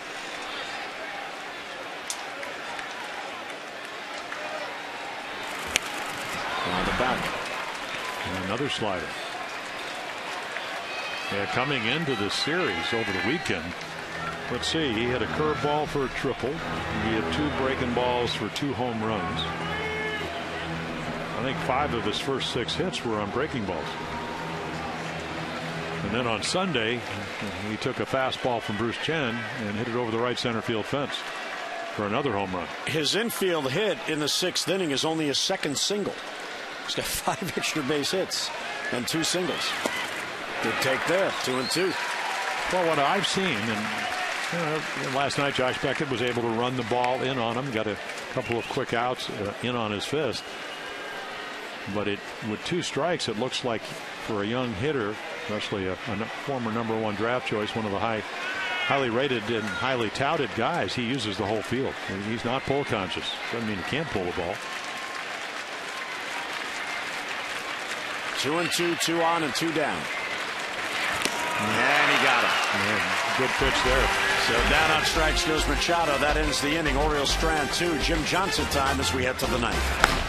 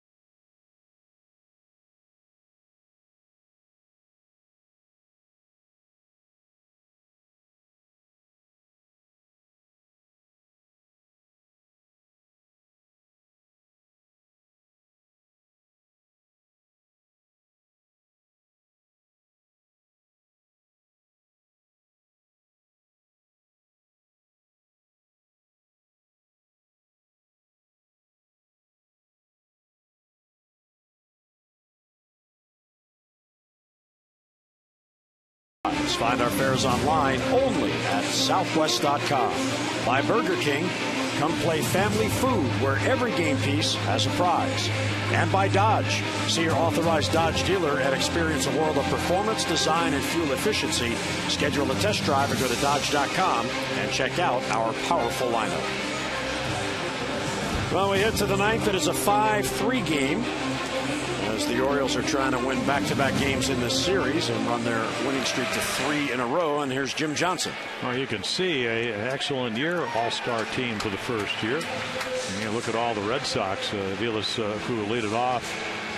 Again, not outstanding numbers, 1 for 6. Crawford 1 for 9. Ellsbury 2 for 12. Pedroia, he's down the line, 6 for 15. And then Ortiz with pretty good numbers. He's on the disabled list. So Jim's looking for outs. They're looking for base runners. And because Pedro Strop had a real effective 8th inning, 3 up, 3 down, Jim Johnson gets to face 7, 8, and 9 to try to earn the save. He's looking for number 35. Here is Mike Aviles. That one floats inside, 1-0.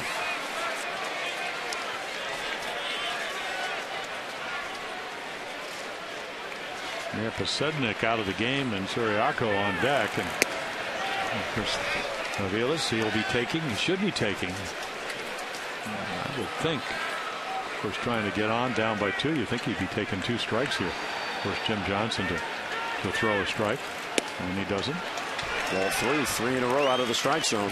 Fernando Rodney, who was charged with a blown save last night for Tampa Bay and Seattle, he leads the American League with 37. And Johnson is second with 34.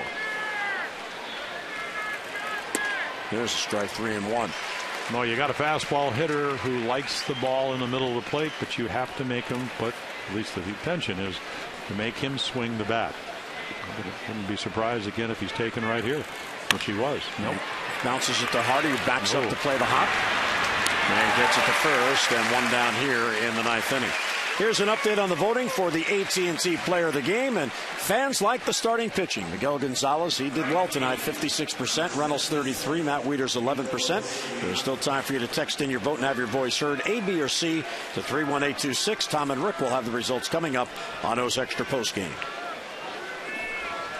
But Jim Johnson, since he suffered a blown save on July the 27th, that was the 9th inning against Oakland when he allowed 6 runs. He has gone 5 consecutive appearances without allowing a run, and he has saves in 4 of those 5 games. And there's a high strike. Suriaco doesn't like it. 344 hitter against right-handed pitching. And that ball's definitely borderline high, but again, the Orioles will take all the strikes they can get.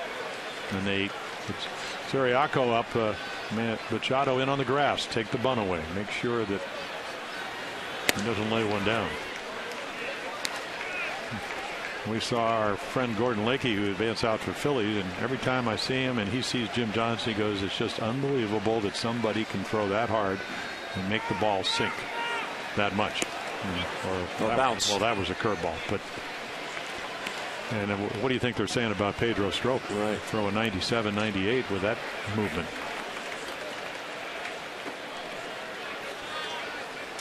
There you go, 22 and 6 in 1-run games, and then the rest of that number. Even Aviles could hit the fastball, couldn't get on that 3-1 sinker.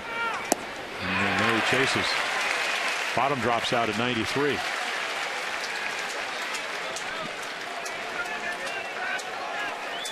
And definitely ball 3, except you don't have much time to linger with Jim Johnson on the mound. A boring, sinking fastball. And there's another one, just fouls it off. This copyrighted telecast is presented by authority of the Orioles and may not be reproduced or retransmitted in any form, and the accounts and descriptions of this game may not be disseminated without the express written consent of the Orioles. So 2-2 as Suriaco got a piece to stay alive. And he struck him out. Breaking ball that sailed out of the strike zone, and Suriaco couldn't reach it. Well, again, you're trying to hit 93 to 96, and then he drops off this curveball.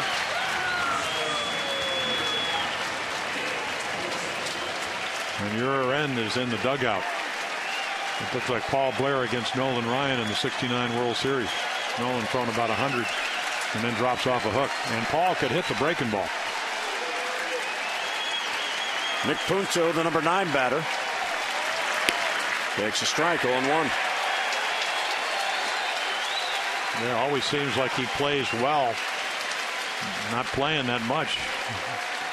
Last time he's played until tonight has been just a substitute player for Punto, but always seems to be able to get the bat on the ball. And Machado with a diving grab. He's out, and the game ends.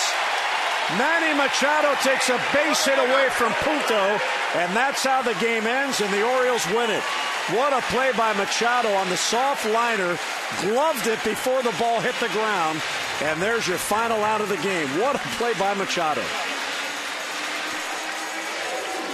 As he gloves it before it gets to the ground, the sliding grab shows it to Paul Schreiber, the third base umpire, and Jim Johnson likes what he sees. You know, I was telling him today, I said, you can't hit every night, but your glove never goes in slumps. That's the case again tonight.